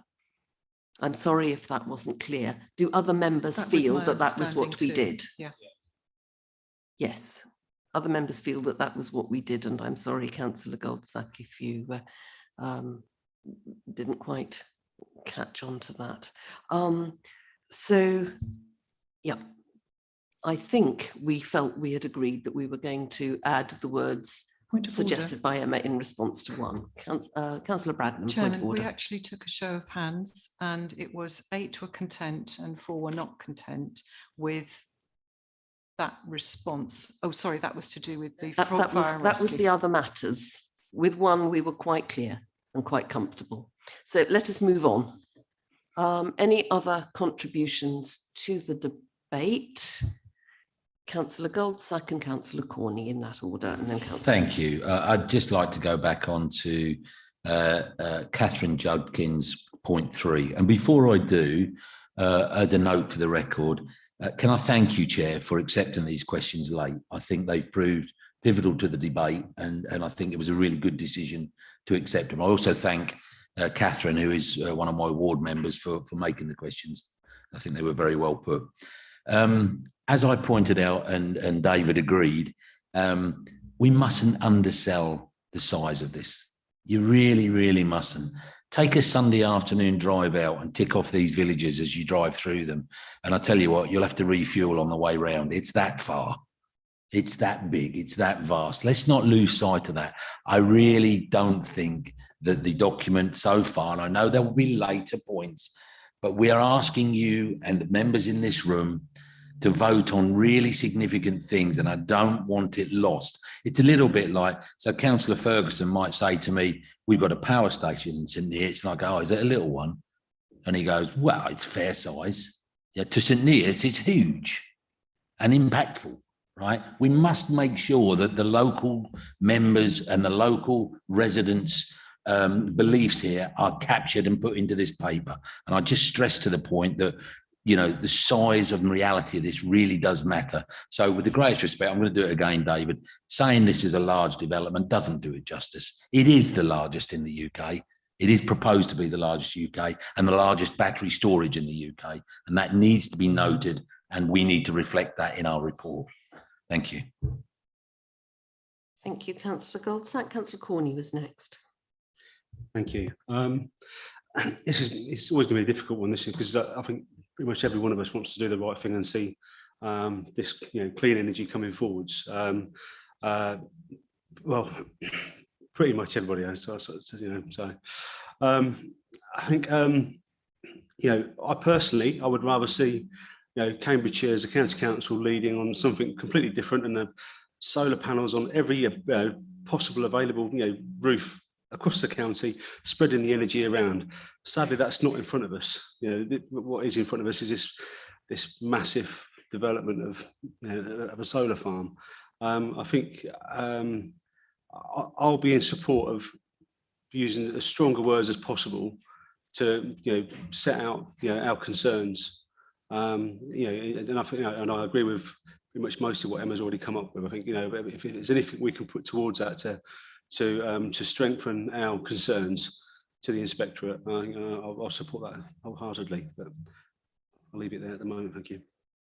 Thank you very much indeed, Councillor Corney. Councillor Bradnam was next. Thank you, Chair.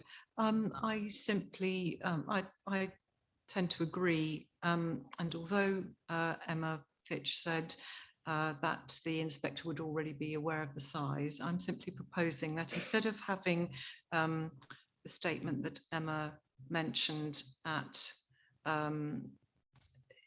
in the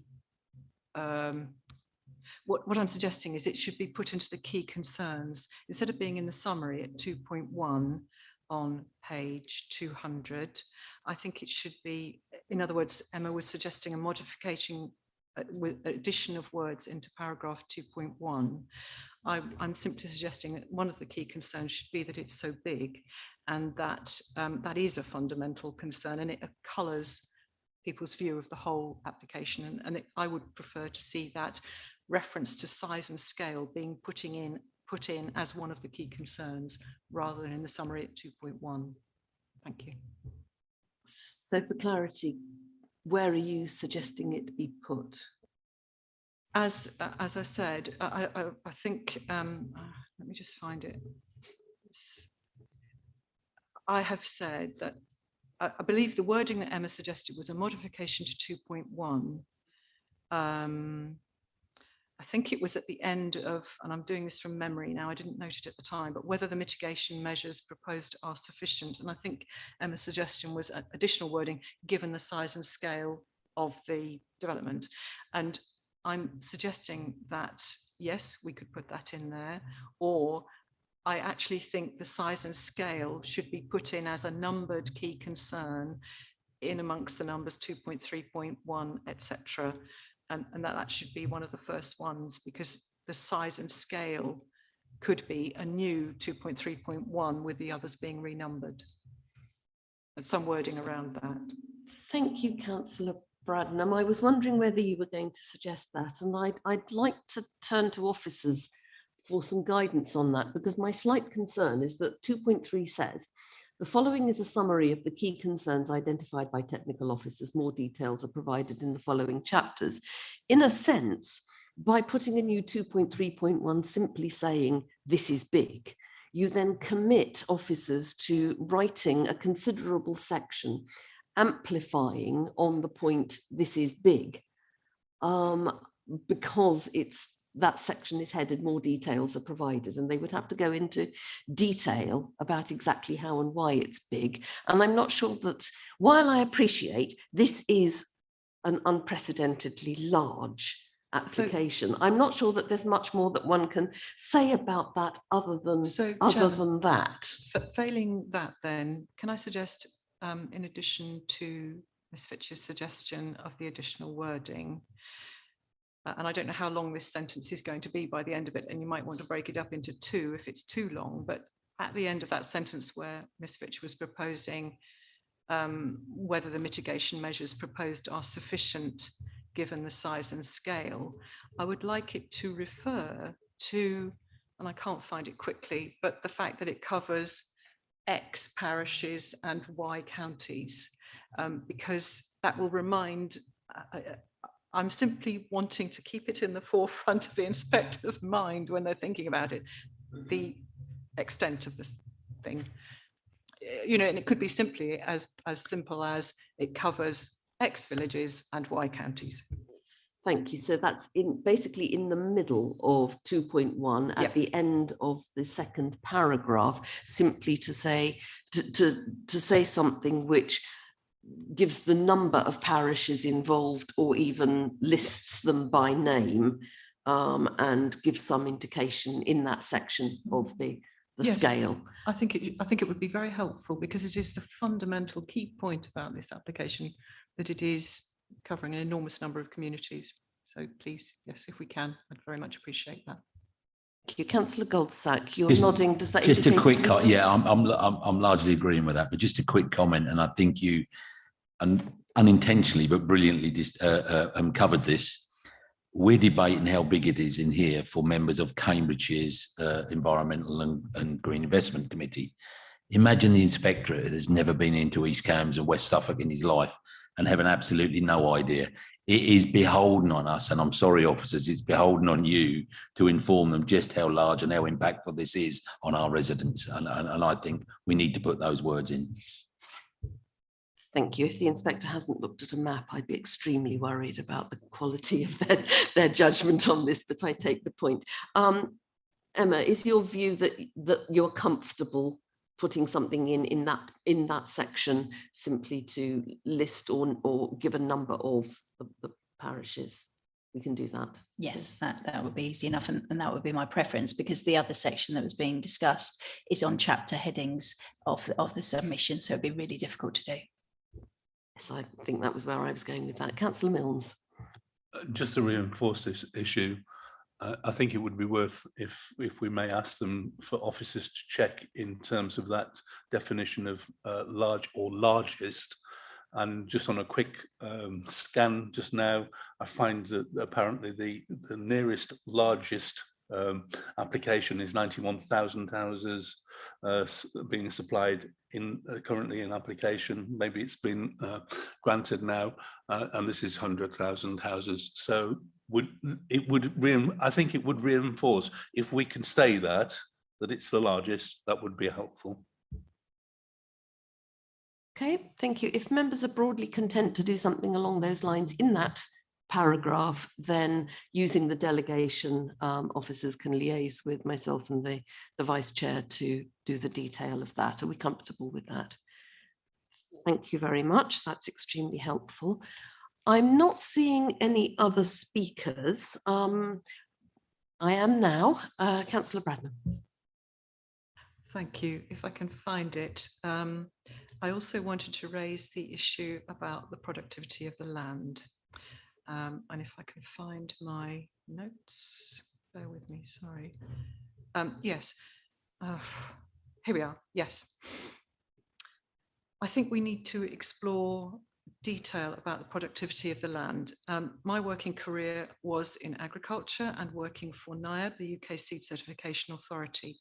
In that role, I have both inspected crops in this general area and also seen details of crop yields in these areas, as I was in charge of high category crop production inspection at that time. I'm aware that soil type can vary significantly in very localized areas, and as a keen botanist, I'm very conscious that can happen from field to field and indeed within fields. But I also note that the highest yields recorded each year in the Seed Certification Authority from all of England and Wales came from this general area of Suffolk. So I would like to see more attention paid to the productivity of the land, and I would like to see us requiring more evidence. Just to classify it as grade 2 to classification 2 to 3, I don't think is sufficient, and I think we would want to see the sort of productivity records of the land that is being affected by this development, please, from Seneca. Thank you very much indeed, Councillor Bradnam. I think I go back to the word hook that Emma mentioned earlier. We, I think, have put sufficient in here to indicate that this is something we will want the inspector to be looking at, and something on which we and our partners will be providing further evidence at the appropriate time. So I agree with you, it's an important issue, and we have opened up the possibility, or opened up the requirement for the inspector to look at that by references that we have made in the technical document. Are you saying that that is insufficient? The reference I'm finding, and forgive me, there may be others, but at 2.3.6 of the proposed response, the statement is socioeconomic and land use. Whilst the agricultural land classification has been provided, the capability to produce crops seems to be understated. Grade 3 soils in Cambridgeshire can, and I would suggest we add Suffolk as well as a bracket. We don't want to tread on Suffolk's toes, but certainly grade 3 soils in Cambridgeshire can produce a great deal more than grade 3 soils in other areas of the country. The assessment needs to reflect this, is what we've said, and I think what I would simply like us to do is strengthen that and say we would welcome evidence of productivity records from these areas, or something of that ilk. I'm quite happy that people produce the wording, but I would like us to refer to productivity and yield. Thank you very much indeed, Councillor Bradnam. David? Yeah, just to make also reference to chapter 7, 7.1 and 7.2 that also then expands on that as well. Thank you very much. Do we have page numbers in the document bundle for that? 7.1 is 206. 206. And it's a similar expansion that would be welcome. Incidentally, I also wanted to say thank you very much for putting in a bit about construction traffic, because I think it's really important as well, not to damage the land by that. Thank you. Emma, what's your view about adding a sentence in there saying that we would welcome further evidence? I mean, I'm assuming that Seneca would present that, and that they is that a sensible thing for us to add? Yeah, I can't see an issue in doing that. What I'd need to do is to go back to the relevant technical officers that provided that response in the first place, to then make sure we have sufficient knowledge within the council, because obviously if we don't, we would then need to try and engage and employ a consultant to then look at that information. So I don't have a problem putting it in, but we need to make sure that we've got engagement with our own specialists to make sure that they can back that up, if that makes sense. Yeah, I think the request for a statement that was asking for more information from Seneca about that. But we would then need to be able to review it and make sure we validated it. Yeah, and I think also that the group objecting to the scheme is also doing their own validation, I think, as well, of some of that. Councillor Goldsack. That brings me on to the point I was going to make. The group Say No to Seneca have their own soil specialists that they're willing to. It should be zero cost. Of course, through the Seneca application, they've granted zero access to the land. That's the issue. So the point that I would like to see is when you put that in, I would like to request independent validation of the land. Not just Seneca's telling us this is grade 1 and grade 2 rubbish. This is independent validation of the land sources. And if I can go back to Councillor Bradnam and a commercial background, I would also add that a land source can change simply through irrigation. You can take a land, you can have a land at grade 1, effectively irrigate it, and it becomes grade 2 or 3 or even 3A. So, you know, it goes on forever. Bradnam, you need to respond to that point. Thank you. Point of clarification, I was not in the commercial industry. I was working for the government local authority. Thank you. Bowing to your knowledge, Councillor Bradnam. But you're right, irrigation can change the quality entirely. Well, the productivity. Thank you very much. So I think there is general agreement that we would like to include something in here that is a bit clearer about the need for more evidence about the productivity of the land. And there is a suggestion that we should be asking for independently validated evidence of that. Sorry, it needs to relate to the yield, not necessarily to the soil, it's the yield. Relating to the yield. Are people comfortable to delegate to officers in consultation with myself and Councillor Gay to add something to that effect in 2.3.6, I think is where we're looking. Yes? Are we comfortable with that? Okay, that's good. Thank you. Emma. Sorry, I'm just, hang on. 2.3.6 is just the key concerns. What I'd prefer to do is to do it in under section 7 if we can, if that's agreed. 7.1 it needs to be, and that's where the detail is. Yeah, lovely. I agree. We can do that under delegation and sort that out wherever that goes. People are comfortable with that. That's good. I'm not seeing any more speakers at the moment. However, I'm conscious that you wanted to have a discussion about battery safety, and so far you have not given us that. I'm looking to Councillor Goldsack because I think you led the charge in being unhappy about accepting Suffolk Fire and Rescue's views. Well, I think it was a councillor over there, a colleague that said we simply haven't seen it. I think we covered it. Yeah. I have no problem. I think, again, Chair, through you, we are working in a partner environment, as you highlighted. We have to trust and work with those partners to provide the information. If Cambridgeshire Fire and Rescue Service are happy that Suffolk Fire and Rescue Service have taken the lead role in this, and the officers are happy that you have all of that information, I would just like to add that that whole area, as is most of Cambridgeshire, is crisscrossed with watercourses, ditches, waterways, all leading into the main river source. So a battery issue on any one of these sites through what is quite in a large section of this area, chalk.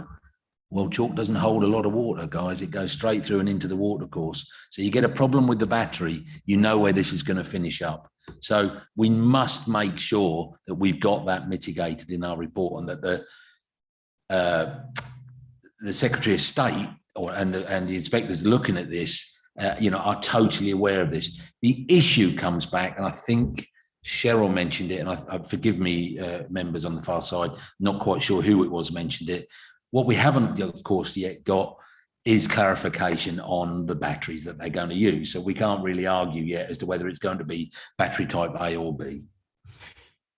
You, Councillor Goldsack. Councillor Milnes. Just on that issue, so we've got emergent technology in the battery technology anyway. We've got increasing history of battery fires in such installations in Australia, for example, where the Tesla plant caught fire before it was even commissioned. So this is an issue of concern, and it's perfectly reasonable for the residents to make sure they have reassurance in that respect. It may be, for example, by the time this gets the iron storage batteries, which are much safer, much more inert, and certainly wouldn't give the same problems, might be a consideration. Thank you. I think we're coming back to Emma's hooks again, and I think there is sufficient hook in there, certainly about the water courses, and that is specifically mentioned as an issue there. So that is again a hook for the inspector to hang that on. And as we've said, Suffolk Fire and Rescue are taking the lead in evaluating what's going on with the batteries and the battery safety, and we will be continuing to work in partnership with them. So all that said and done, are people happy to agree the recommendations? Can I see those in favour of agreeing the recommendations? Thank you very much. I think that is unanimous. I don't see any hands. I don't see anybody indicating that they were not going to support this. So that is unanimously agreed. Thank you very much indeed, members. And thank you, David and Emma, for your contributions to that item. Now we are at 5 to 12, and after 2 hours we are supposed to take a break under our arrangements. So as I don't think we would do the sustainable drainage systems in schools paper justice in 5 minutes, I'm proposing therefore that we take a 9-minute break now, please, and come back at 12:05. Thank you.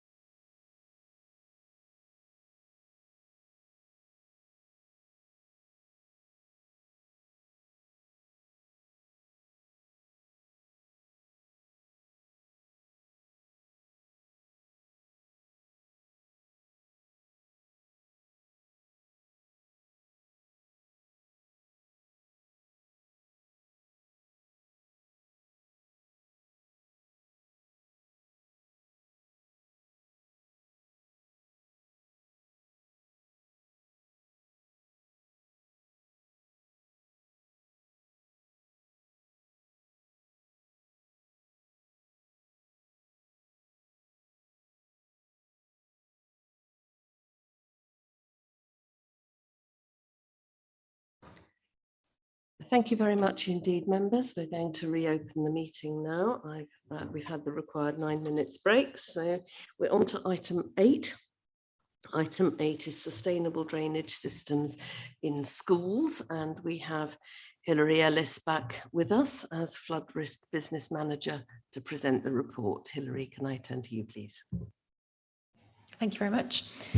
So in December, the Department for Education announced that funding was being made available for the implementation of sustainable drainage systems, also known as Suds, in schools. So Suds can include things like rain gardens, swales, ponds, water butts, and many schools across the county have already successfully implemented them. The purpose of getting Suds into schools is to reduce the risk of surface water flooding, but at the same time enhancing biodiversity and also providing educational resource around water. There's relatively strict criteria around the DFE, so the Department for Education funding, and that includes an internal ranking of risk by the Department for Education, the location of schools relative to national flood risk mapping, and also the history of flooding that has occurred at the schools. The turnaround to apply for the funding was very short. We were only given 4 weeks, and unfortunately 2 of those coincided with the school's Christmas holidays. But nonetheless, we engaged with the council's education team and we undertook analysis of flood risk and arrived at 5 schools which we believe would benefit from the scheme. So they're listed in the paper as Willingham Primary School, Swavesey Primary School, Sawtry Infant School, Westfield Junior School and Eastfield Infant School, both in St Ives. The funding on offer by the Department for Education is up to £30,000 per school, limited to 50% of the scheme cost. We're in a fortunate position in our area that Anglian Water also offers a partnership funding scheme for flood risk projects, and initial conversations with them suggest that they would be willing to match any funding provided by the DFE, as well as hosting interactive lessons in schools around water and flooding. This would provide us with a total of up to £60,000 per school, and initial estimates are that a Sud scheme would cost in the region of around £75,000 per school. So with funding from DFE and Anglian Water totaling up to 60,000, we would just need to find an additional £15,000 per school. Within the council's climate change strategy and the local flood risk management strategy, there are actions to implement Suds in schools, and this opportunity will help us achieve the targets in both strategies if we're successful. So my request is for £75,000 from the council's environment fund to unlock the partnership funding and implement Suds in 5 schools across the county. And just before I finish, I wanted to highlight that we recognise that the schools listed currently, those 5, are limited to Huntingdonshire and South Cambs, which is largely due to the criteria for the DFE funding. But we have already discussed the possibility of expanding schemes to other schools with Anglian Water alone in the absence of any DFE funding, and they've provided in principle agreement to this, subject to meeting their own criteria. Thank you very much indeed, Hilary. Excellent report and very good news indeed about the potential expansion of this scheme. Does anybody have any questions for Hilary? Councillor Mills. Yeah, through you, Chair, if I may. Just in terms of maintenance of these schemes, when these are housing developments, obviously there's frequently a management company looking after the maintenance, and that is perceived as an issue. I just wondered if you could reference the ongoing maintenance of these schemes once they're installed. So the ongoing maintenance of them would typically rest with the school themselves, and that's why we've engaged with the schools as much as possible beforehand to check that they are happy to maintain, they understand that the burden going forwards. Typically the ones that the schools that we've spoken to expect that it would be taken into the tasks already undertaken by the caretaker or the grounds maintenance. Thank you. Thank you very much. Councillor Goldsack. Yeah, thank you. It's what's not to like. It's really, really good. I'd just like to emphasise the point 3.3, helping our children learn, develop and live life to the full. I don't know if anybody else has had the pleasure of ever visiting our premises at Stibbington. They've already got this and used this in an educational way to an awful lot of their children, and it's fantastic. It's brilliant, and the way that they tell the stories around it.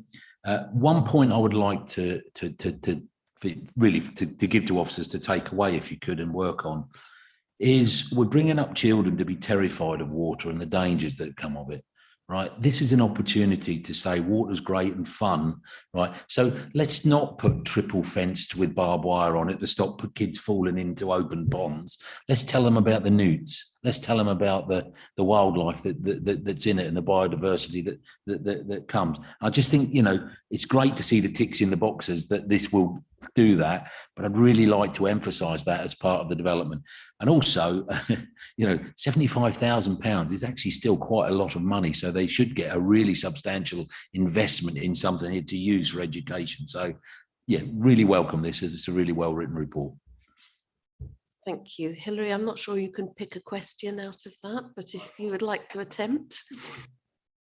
One thing I would add is hopefully, I mean, we're not anticipating it just being ponds and things like that that are fenced off. There's some really good examples, particularly over in Newmarket, actually, quite topical, where Anglian Water have done a lot of work with schools there, and there's kind of interactive things with seeing where the rain lands and where it goes, and actually encouraging children to embrace water, really, like you say, rather than being scared of it.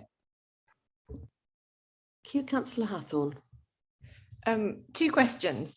You sort of answered, I think you sort of answered the first one, which is bearing in mind the way that funding comes on stream, do we have like the list of the next school, you know, the next schools being racked up, ready for, you know, next time a mad dash for funding opens? And I guess the second one is just a school in my village has got a lovely garden, or it did do, the school's moved, whatever.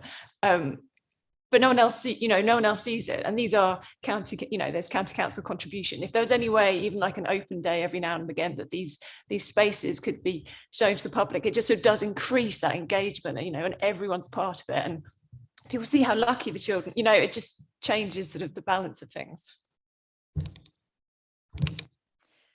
So on the first question, we have got the list. We've got a school ranked based on various flood risk criteria. So yes, that's ready to go. Hopefully we won't get another mad dash over Christmas.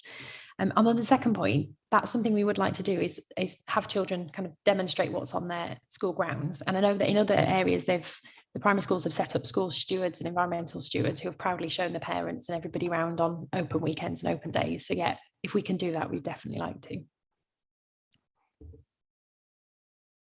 Thank you. I'm not seeing any more questions. So before we move to the debate, I'd like to note that Councillor Kevin Reynolds, who's the local member for Westfield Junior and Eastfield Infant School in St Ives, has indicated his support for the report recommendations. We've also received supportive comments from Councillor Neil Goff, who states, "I am strongly supportive of the recommendation in this item, recognising the very disruptive impact of flooding risk on educational provision. I am obviously very pleased to see that Willingham Primary School has been identified as a candidate for the initiative, and I know the community will welcome that. I thank the officers for their work to date and wish them every success in unlocking the further funding." So the recommendations are to note the background and opportunities regarding the implementation of Suds in schools, and approve expenditure of £75,000 from the Environment Fund to unlock partnership funding and implement Sud schemes in 5 schools across Cambridgeshire. I'm happy to propose that and invite the Vice Chair to second. I'm very happy to second this. Thank you very much. So to move to the debate, is there anything anybody would like to contribute to a debate on this? Councillor Bradnam. I think this is an excellent proposition, and as a child whose mother was a primary teacher who took us to our local canal on a regular basis, pond dipping and bringing back material to her school classroom. Absolutely, I quite agree with Councillor Goff.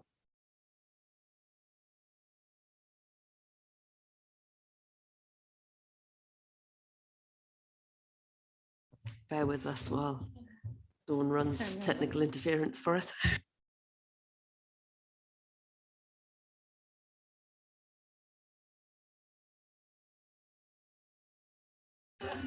Hurrah, we're working again. I absolutely agree, and it's a really good opportunity to teach children to be safe around water as well, and safe behaviour around water. And there's anybody who has ever put a pond in their garden will know that instantly it brings a whole lot of wildlife in, which gives enormous teaching opportunities. And so I heartily support this recommendation, because I think it gives all sorts of extra learning opportunities to children, and also learning about safe behaviours. So thank you. Thank you very much indeed, Councillor Bradnam. I'm not seeing any other speakers. I'm hoping that this will be unanimous. Can I see those in favour, please, of the recommendations? That looks to me to be unanimous. Thank you very much indeed, members, and thank you, Hilary, for your report and great initiative. Look forward to seeing that come into fruition. So we move now on to item 9, which is the finance monitoring report, and I believe we're going to have Sarah, who appears as if by magic. Sarah Hayward, Strategic Finance Manager, is joining us remotely to present this report. So Sarah, over to you. Thank you very much. I'm going to do a very, very brief report, introduction to the report. In summary, this is the finance monitoring report as at the end of January, and Place and Economy as a whole is forecasting a 436k underspend. And this is a further increase in the underspend of 160k since last month. On the revenue side, the two things to bring to your attention of growth and development is now forecasting a 99k underspend, and the waste overspend has reduced to 184k. And then on the capital side, there's nothing significant to bring to your attention because there's little change since last month. Thank you, Chair. That was all I was going to say as an introduction. Thank you very much indeed, Sarah. Commendably brief, and thank you for the report. I'm going to ask members whether they have any questions for Sarah, but a reminder at this point that this report covers, as always, the whole of the Place and Economy Directorate. If you have questions about highways and transport matters, please direct those to the appropriate place and not here and now. We are asking questions and having a discussion about purely the items that relate to this committee. So if people have questions that relate to items on here regarding this committee and its remit, can I please see any indication of that? One question from Councillor Hathorn. It's just looking at the waste area, and in particular that you know, there seems to be less waste than anticipated, and whether any of that money that's not being spent on landfill tax could be spent on, you know, even just a small amount on initiatives that could you know, encourage the behavioural change needed to reduce waste. I understand that there's a strategy being developed, but is there anything ready to go that could, you know, effectively be cost effective, I guess, is the question, what I'd like to be considered. In response to that, I'm sure Emma will want to come in as well, but I was just going to say at the moment, the forecast for waste tends to go up and down because the volume of waste goes up and down, and the associated costs go up and down as well. So we've still got a couple of months left to year end, so there could be further changes. And then the other thing is that the committee is fully aware of all the odour costs. So the costs relating to the odour requirements, and so significant amount of money has been put into reserves during the year for those costs, which will affect next financial year. And separately, a lot of work is already done on managing and reducing waste and increasing recycling. But if I pass over to Emma, because I'm sure she's got a better response than me. Thank you, Sarah. Emma, did you have anything to add? Yeah, just to say that was a really good response, Sarah. So thank you for that. And it's fair to say that actually waste is still forecasting an overspend as well. So when Sarah was doing that, it was an underspend in a different area.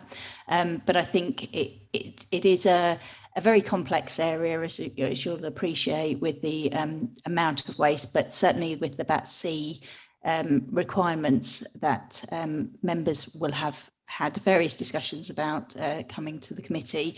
That's something that, as Sarah says, that there's going to be a lot of money that's going into that to make sure that we can comply with the necessary regulations coming into place under the permits for the Environment Agency.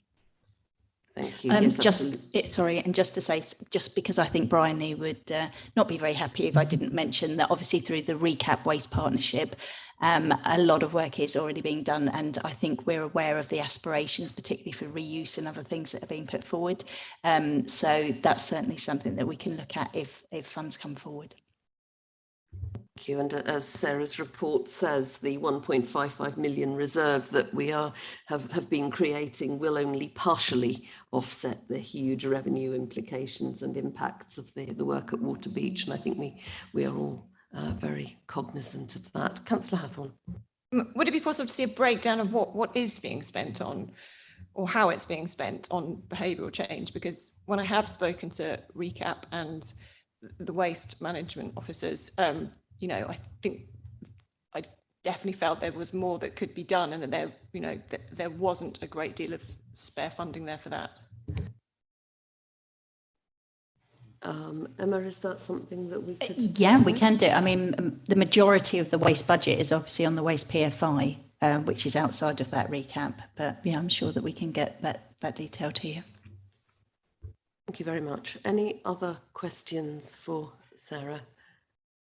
No, thank you very much indeed. Thank you, Sarah, for your presentation today. So the recommendation is that we review, note and comment on the report. So if that's seconded, thank you.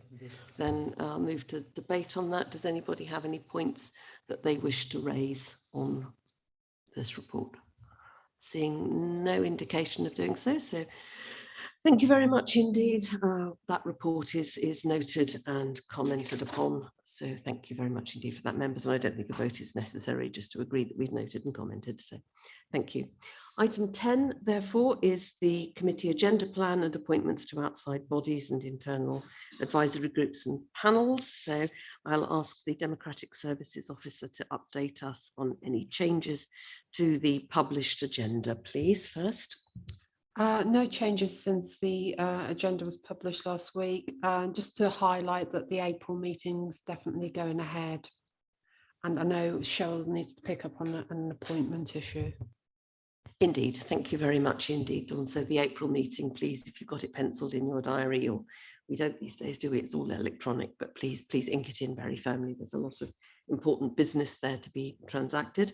Any issues with the agenda plan that members wish to raise? Councillor Goldsack. I may be firing in the wrong direction here, but I note with interest the trees and woodland strategy coming in July, and yet we've got the big tree issue of Her Majesty's coronation and everything that goes with it. And I would have thought that would have been part of the trees, and it just doesn't. I mean, that's coming a month before that, isn't it? Just not quite lining up for us to capture that. That's how I feel. I don't know whether that's right, but.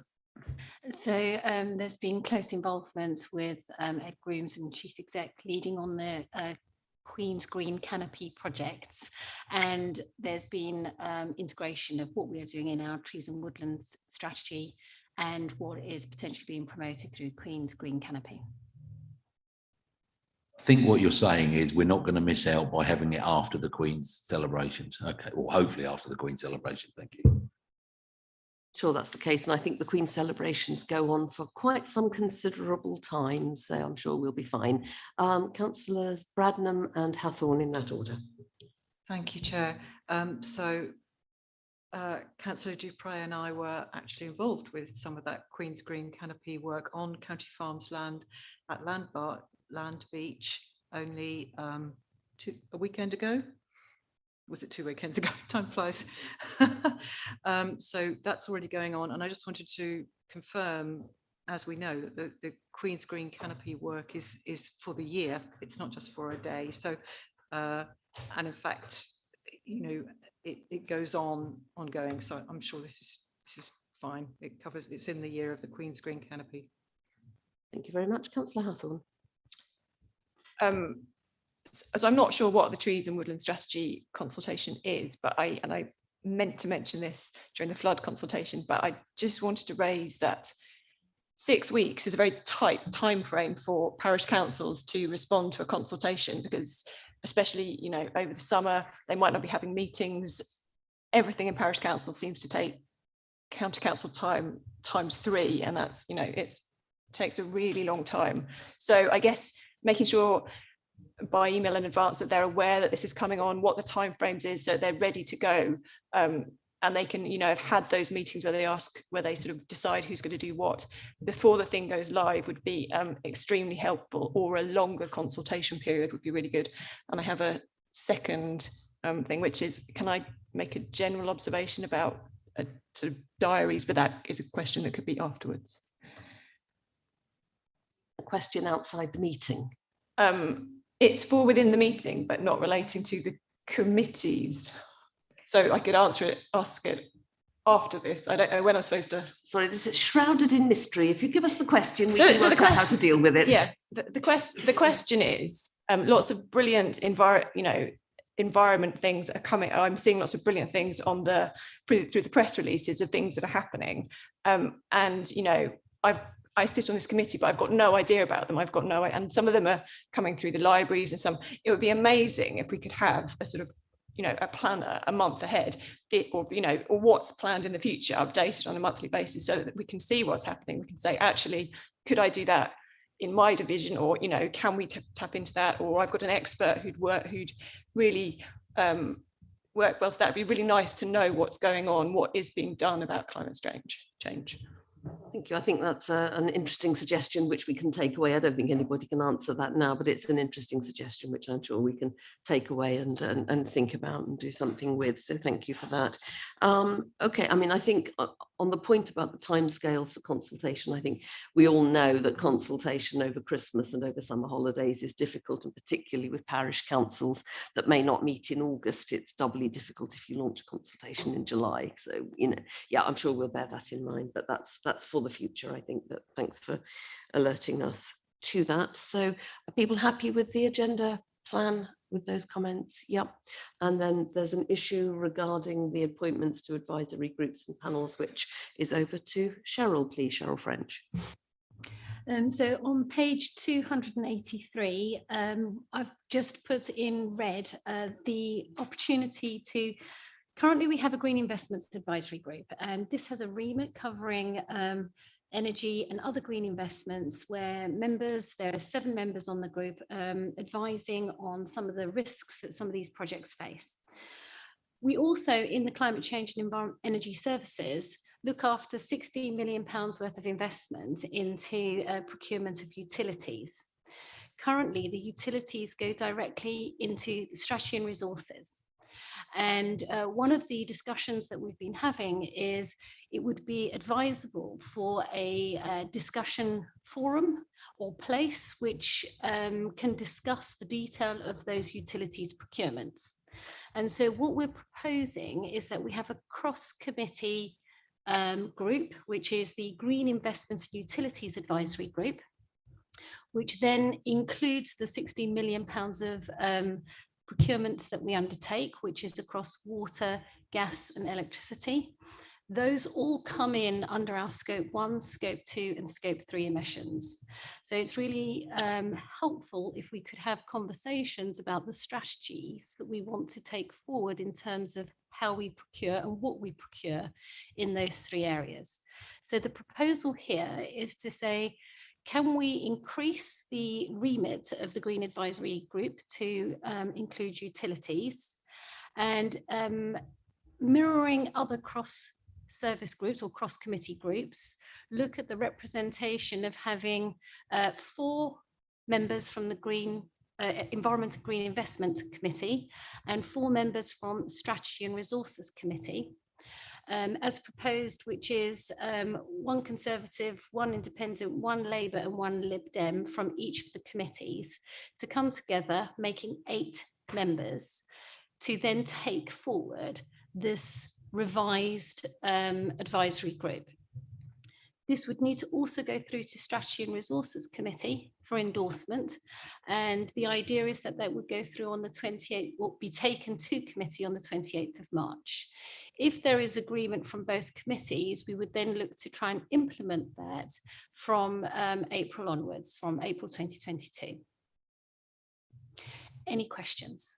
Thank you very much indeed, Cheryl. Just can I add to that by saying this is the 3rd of what is now becoming a familiar pattern of such working groups. We have 2 other working groups that are set up on exactly this model in terms of having 2 parent committees and in terms of how representation is secured. We have the group looking at the Water Beach odour emissions work, which is a joint working group reporting here and also to strategy and resources and consisting of members from both. And we also have the consents working group looking at the larger developments, which is a joint working group responsible to us and also to highways and transport. So this is now a familiar pattern and it's creating, I think, better joined up working across the authority. Are there any questions for Cheryl on this? No, any comments on this? Are members happy to support this? Yeah, okay. Do you want to take a vote on it, or are we just nodding in its 12:30 kind of mode? Okay, right. Okay, we are agreeing that then for our part, and that will also have to be agreed by strategy and resources. So thank you very much indeed, and all of that is now noted. So we have now reached the end of the meeting, and I'd like to thank members for their contributions, officers also for their contributions and guidance, and members of the public and press who've taken the time to watch the meeting today via the Council's website. The broadcast will now end and our committee next meets on the 28th of April, as previously advised. Thank you all very much and have a safe onward journey.